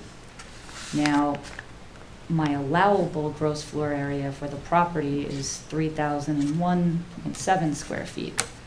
So, when the gross floor area law came into effect, the goal was to keep the mass of houses down. Now, the mass of my house, which is actually smaller than the other three houses that are to the south, the massing of the house, even with the addition, is under the allowable gross floor area. However, because of the relatively new law that was created, because there is habitable space attached to the garage, 1.5-story garage that's in the rear of the property, the entire portion of that building has to now be counted into the gross floor area. So that 707 square feet has to get added to my 2852, which means that I'm already over, by code, my allowable gross floor area, even though the house itself is not. Now, the other addition that we are looking to do is a small second-story addition that is currently a street-facing second-floor balcony, and that's 40.6 square feet. So in total, I'm looking to try to get 53 square feet worth of additional living space to make the plan work better, to make the facade work better, and to allow us to square off the kitchen. The gross floor area of the house itself will still be not only under what would be considered my allowable gross floor area, but it would still be smaller than the three houses to the south.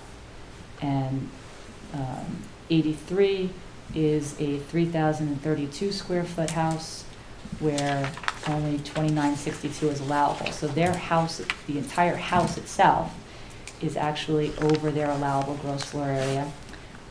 They have a detached garage. It's simply a garage, so therefore it does not count in their gross floor area.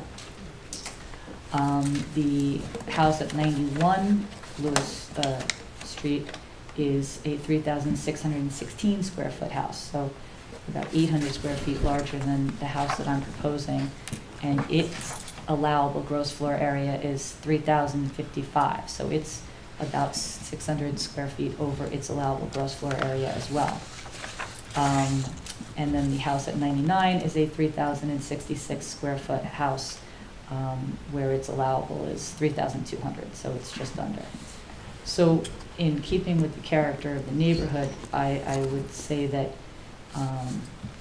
we are trying to create a wraparound porch. Again, it's an open porch. It's just a one-story roof. And the only way to architecturally create a wraparound porch, we need that corner to align with the front face of the existing porch, which again is in line and almost identical to the house immediately next door. We gave in several letters of support, one from the immediate neighbor to the south next door, the Culvers, and we gave letters of support from 44 Lewis Street, Patricia Brilliant, and we gave letters of support, like I said, 83 is Greg Young and Carol Cutler, and then 3 letters of support from the 3 owners at 57 Lewis Street. And I personally spoke with Alex and Elvin Scott, who are the neighbors at 70 Little Plains that are at the rear of the property, and they had no objection either. Nobody spoke at the last meeting, but we held it over, I think, because I gave you some additional information. Question. It's in the materials, but I'm getting a little confused. I just want to make sure. Will the GFA of the renovated or the additions to the first and the second floor still be under the GFA if we do not consider the GFA of the one-story frame garage in the back? Correct, yes. Okay. And how do we not consider that since it's habitable? You said it was 707 square feet. So then, right, so the new code, the way the new code is written, if you have any habitable space that is, and you can correct me if I'm wrong, if you have any habitable space attached to a garage, then the entire structure counts Even the towards your garage with the habitable car. space. Leaving the car part, but so Yes. how many square feet of that 707 is really habitable? Yeah, 'Cause I think, that's the question. That's what I was trying to to. me, yeah. Yeah. The garage portion is 21 and a half by 18 and a half, so plus or minus 400 square feet. So it's about 300, okay, that makes it much less substantial, It does. It's, I mean, because that's one of our tests. yeah. Thank you. It's, Yeah, that's correct. The code allows for a freebie, if you will, for a detached garage to encourage the use of detached garages, where their 4 walls and a roof is not counted towards the gross floor area. As soon as it becomes living space, such as a pool house or other things, then it's counted as an accessory structure towards the GFA. The whole building. The though, whole not- building. So you don't get the free. You don't get partial You don't credit, get- no. you get It's, penalized. yeah. Yeah, If we discounted the automobile portion of the garage and we only included in the GFA calculation the approximate 300 for the living space, are we still, or would we be under the GFA for the entire property? Quick Pretty- math? I know, sorry. Pretty close. I was trying to do it and I couldn't do it. It's pretty close. It's close enough, okay, that's all I need to Yeah, know. I mean, it is. It's All right. 29, yes, you're, So they're really probably victimized about by the, 300. they're victimized by the new code, in other Yes. words. Essentially. Okay. Because you said 3506, 3559 is your max. no, 3,001.7 Is- is my max. Right. And I'm currently at 2852. Ah, And I'm asking for 53 point, 24. Do math. So I'm at,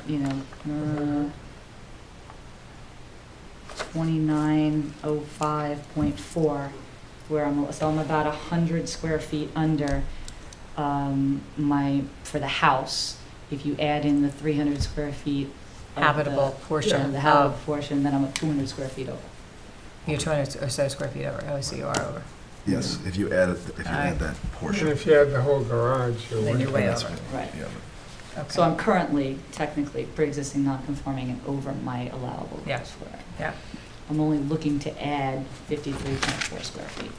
Brian, can we not count the garage part?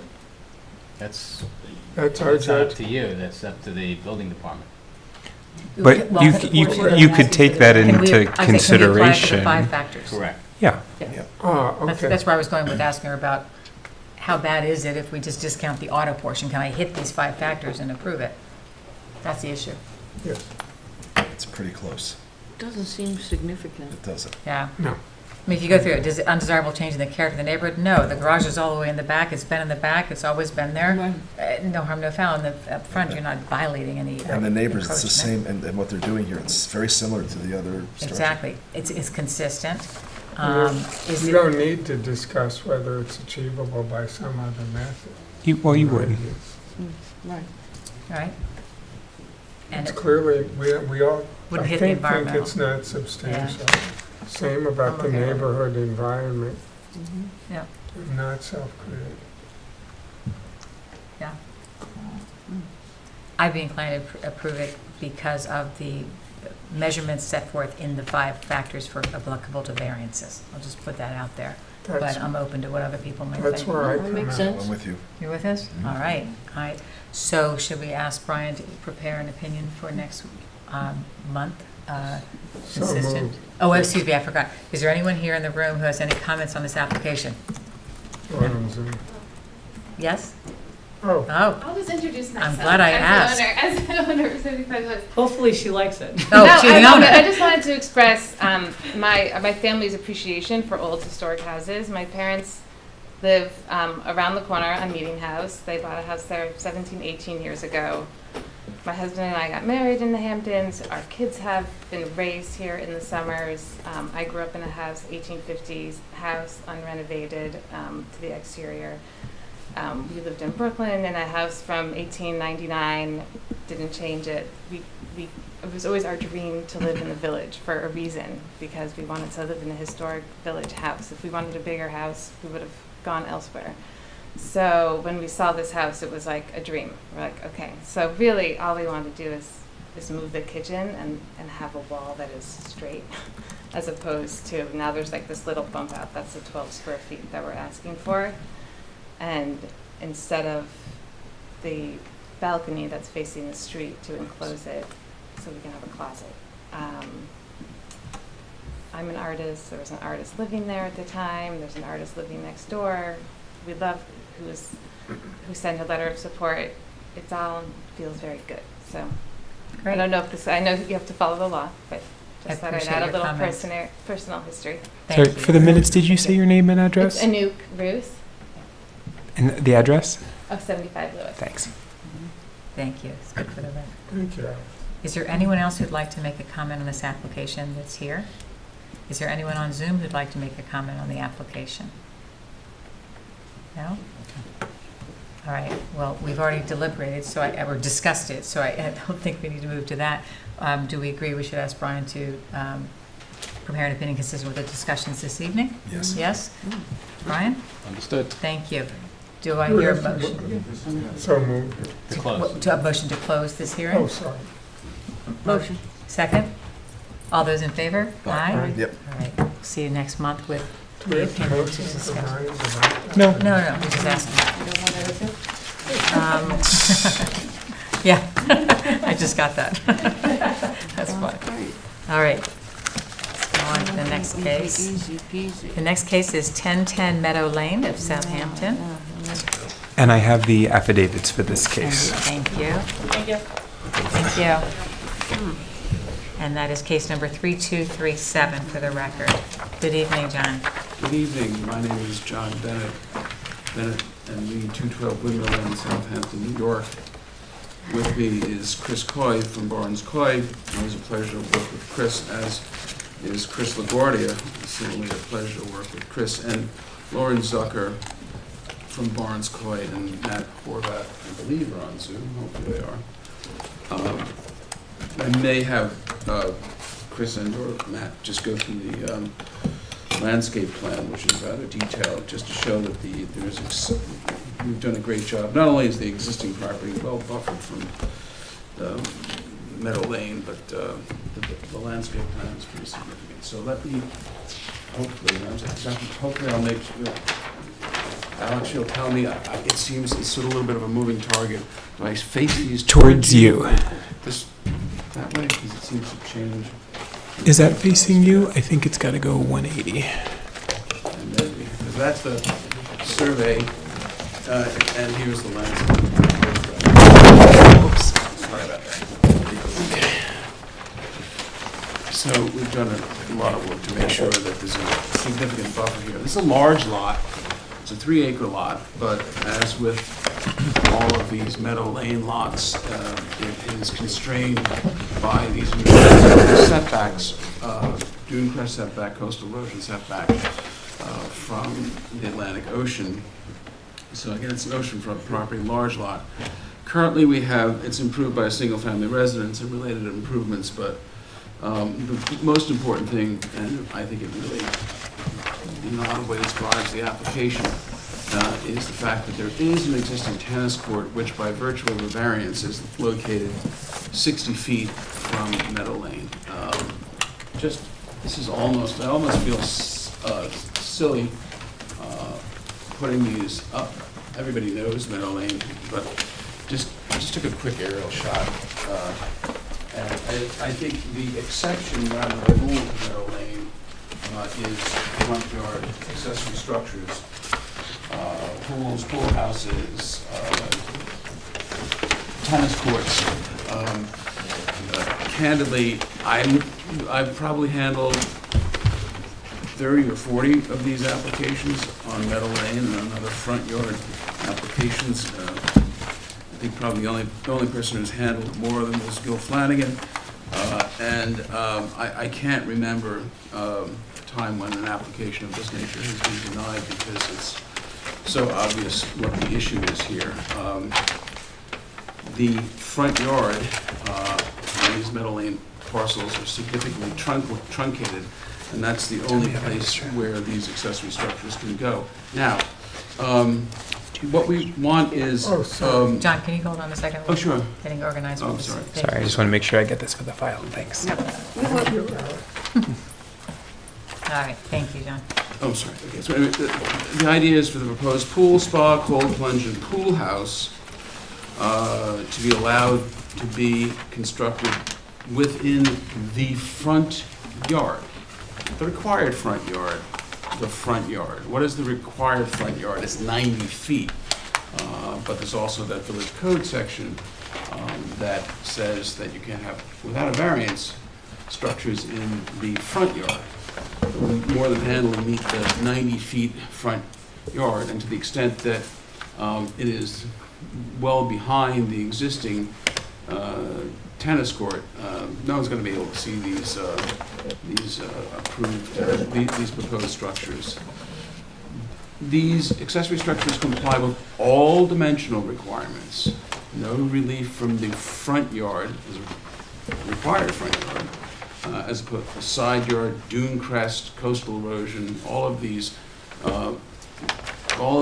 very significant setbacks which are laid over this piece of property. The dune crest setback, the coastal erosion hazard setback, the required front yard setback, the side yard setbacks, they're all complied with.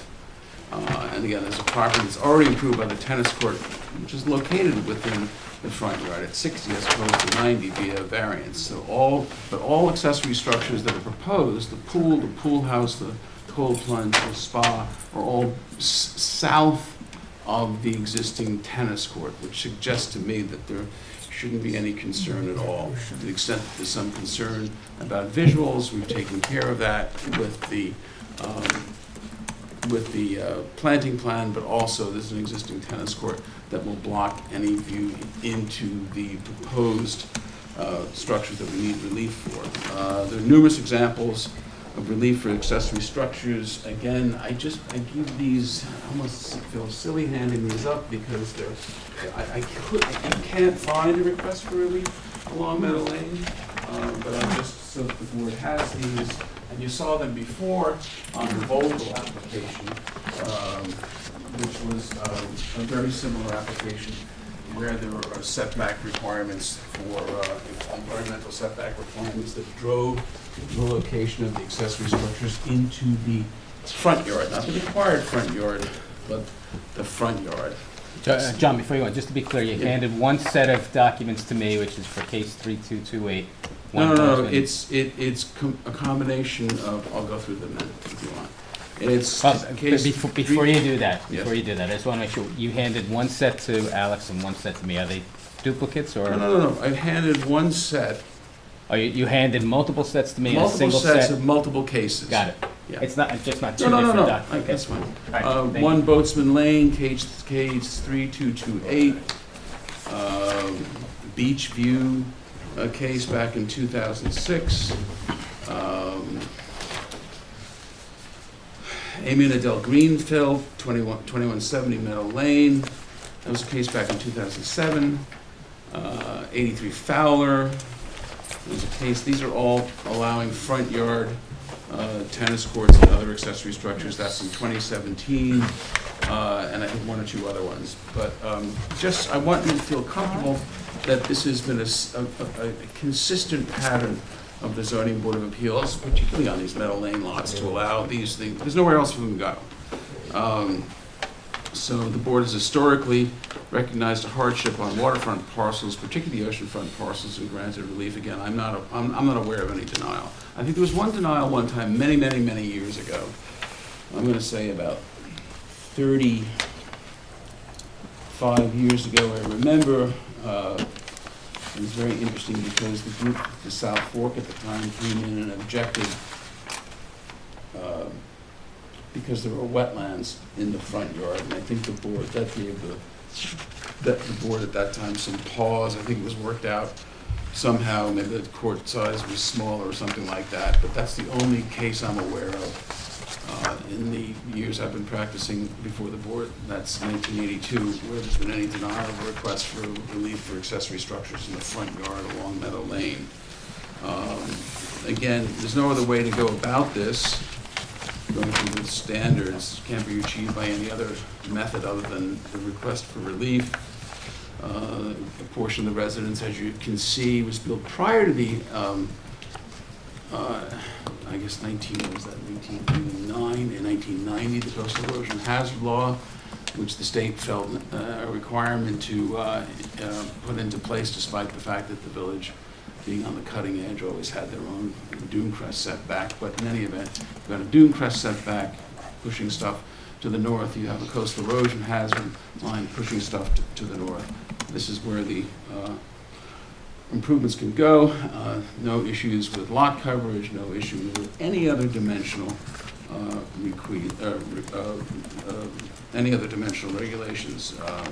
So that's, and we did that. So what do we have? It's not substantial. Again, it's all behind the court. The pool is proposed to be located 140.9 feet south of Meadow Lane. The spa at 128.7. These are all shown on the Squires and Holden map.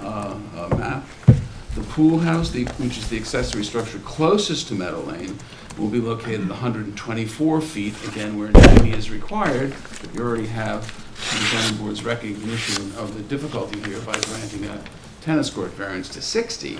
We don't need any relief from the required front yard regulations. We're behind that, every one of them. Again, pool 140.9 feet south of Meadow Lane, spa at 128. Excuse me, I'm sorry. The pool house, which again is the closest, at 124.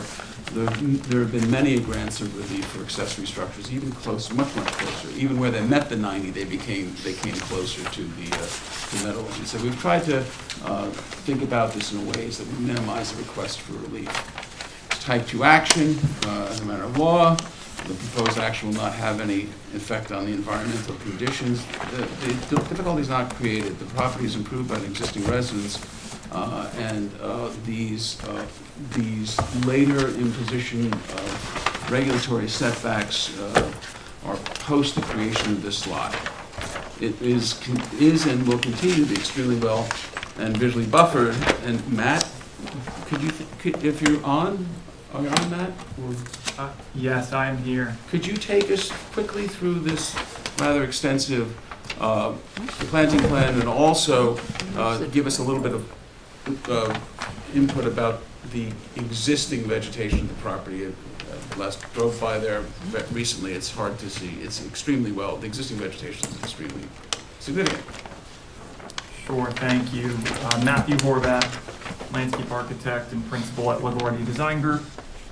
So our office, you can see this screen here? Yes. Yes, sir. Great. So our office has done a very deep inventory, as John mentioned, for locating all of the existing plant materials that exist. We flew our drone here. This is taken from back in September, so it's a recent image. And the homeowners, and our office for that matter, really love how mature the existing landscape is. And our intention is to maintain all of that because it's providing so much vegetative buffer both to and from our neighbors to the east and west, as well as, although there are no neighbors across Meadow Lane, there's a big swath of vegetation. I guess that would be north of the tennis court here.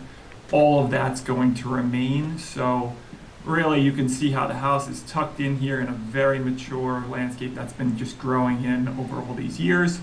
And most of the development, as you can see on the plans that John just had, really exist here in the middle of the lot where none of that vegetation currently exists. So we've mapped it all. So we have this detailed existing conditions of all the plant material. Every plant species has been identified. Lots of cedars, Tortuosa junipers, Leyland cypress, bayberry, shadwell clumps, all great material. So you can kind of see that. And then juxtaposed here, we've kind of, whited out everything that's not changing on the property. And just, everything in color here is really the area of work. All right, so the existing tennis court is to remain, nothing's changing there. We are going to propose a new evergreen hedge that wraps around both the tennis court and the new pool and pool house, which would also cover up the pool, the required pool enclosure fencing. So yeah, happy to answer any specific questions related to the design, but figured I'd give that little bit of background. Sorry, where's the line for the floodplain from Shinnecock Bay? Is that the red line like in the tennis court? The red dotted lines? No, these are Yes. the building. These are the property setbacks. Gotcha. Yeah. So how far back are we from the Shinnecock Bay floodplain? Because that's an issue on a lot of these Meadow Lane lots on their north side. Not on this particular one, if I may. Some of these lots show, there are some of these lots that have wetlands on the south side of the street, but there are none on this one. We can show it on the Suarez and Holden plans. What about the flood, though? He's asking about floodplain coming up. Oh, You except have to be a certain setback from the bay, right, for the flooding? For flood. FLOOD? Oh, I thought you were talking about wetlands. No. You've got a flood zone. The flood zones only require elevations for habitable structures. But he's asking, where's the flood zone line? Well, it's flood zone X, but actually we're sitting, the pool is sitting in a zone X. You see it? Garage is here again. Tom? Yeah. Right, look at where it says proposed swimming pool. Yep. And then you have flood zone AE9, which if Right. that was a house, would require 9 plus 2 Right. for the lowest structural member. But then you have flood zone X, which means it isn't. It's flood zone X, which means there's no elevation requirements in the next zone. Okay. You see that? Yep.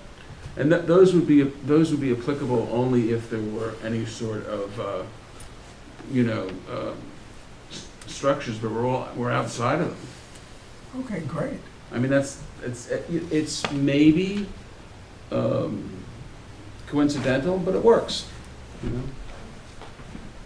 So question for the landscape designer here. So your proposal, it looked like in the materials anyway, please tell me if I'm wrong, would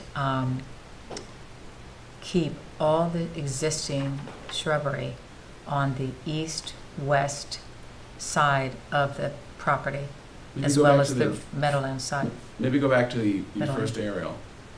Yeah, let me switch back to that. So, yes, everything, there's 2 curb cuts here just to get a sense of the property. Here's the eastern one, here's the western one. So the plant material along this edge will remain. Yep. The plant material along this edge, and all this vegetation will remain. So the plant material that will go is simply that which is between the driveway and the Correct. house? Exactly. Yes. Okay. And that's privet, right? You're planning to It's wrap not that. natural anyway. Yeah. What would you mentioned putting evergreens in. Yeah, we haven't decided yet. I'm sure the ARB is going to get into that, but it's probably going to be a Japanese holly hedge or an osmanthus hedge, depending on deer pressure. Okay. All right. Those are my questions. Thank you. All right, anything else from you all before we move on? No, I think it's one of those, as we call in the law, res ipsa loco, that sort of speaks for itself. Okay. Does anyone in the room have any comments? Anyone on Zoom have any comments? All right, let's turn it over to the board. Any comments from anyone? My thoughts is I think it's great how they kept the green space, if you will, on 3 sides. It looks like they're filling in their own driveway and getting rid of some non-native species anyway near the house. So I think it's fits within the 5 factors of variance in my view. Any thoughts, comments? Great. Brilliant. Okay, great. Nice job. Thank you very much. Thank you. Can we, I think we have a consensus, so we could ask that an opinion be prepared by our illustrious council for next month. All right, thank you very much. Do I have a motion to close this hearing? Motion. Second? Second. Thank you. All those in favor? Aye. All right. Thanks for your time, thanks for. Thank you. Thank you. All right. That takes care of the last active case, and now we've already done the written decision for the Meadow Club. So the written decision next would be the Village of Southampton decision, 3234. Brian, you want to give us a summary of it, and we can deliberate. Summary. So that you're For the bumping record. out into a parking lot Right. where there are no neighbors, then we included that type of information in there that has no impact. Right. So it's good to go. All right. Has everyone had a chance to look at it? Or are you ready to vote on the written opinion that is proposed, approving it? Yes? Yes. All right. Do I have a motion to approve the written opinion as drafted? So moved. Second? All those in favor? Aye. Aye? All right, it's approved. The second written opinion is, I love the name of this case, Searsucker, 3235, 365 South Main Street. Public hearing was closed May 7th. Has everyone had a chance to review? Actually, I have a question. Brian, did you submit two separate opinions Yes. on Searsucker? Yep. Right? It's Okay. too long. It's two separate Two lots. lots, each one of them had its own green energy fee Issues. based on the construction costs. Right. All right, has everyone had a chance to review 3235, which is 365 South Main Street? And if so, are you prepared to vote on this? All right. All right, all those in favor of approving the opinion as drafted? Did you have a motion? Oh, I'm sorry. Do I have a motion to approve the opinion as So drafted? Second? All those in favor? Aye. Aye. It's passed. Now moving on to Searsucker number 2, 3236, which is 385 South Main Street. Same question. Has everyone had a chance to review the written opinion? Yes. Think about it? All right. Do I hear a motion to approve the opinion as drafted? So, go ahead. Motion. Second? Second. All those in favor? Aye. All right. I believe that concludes all the cases for this evening. Unless there's anything else, Alex or Ryan, we need to discuss No, or I address? don't think so. Our next meeting's scheduled for July 2nd, Yeah. right before the 250th. And then everyone is going to- August 2nd. And it's a unanimous board attending? Yes. Yeah, I'm told we'll have quorum, so Yep. looking forward to seeing everybody then. Yep. Great. Thank you. Thank you, Ryan. And thanks to everyone in the back. Thank you, everyone. That seems long. Isn't it? Very.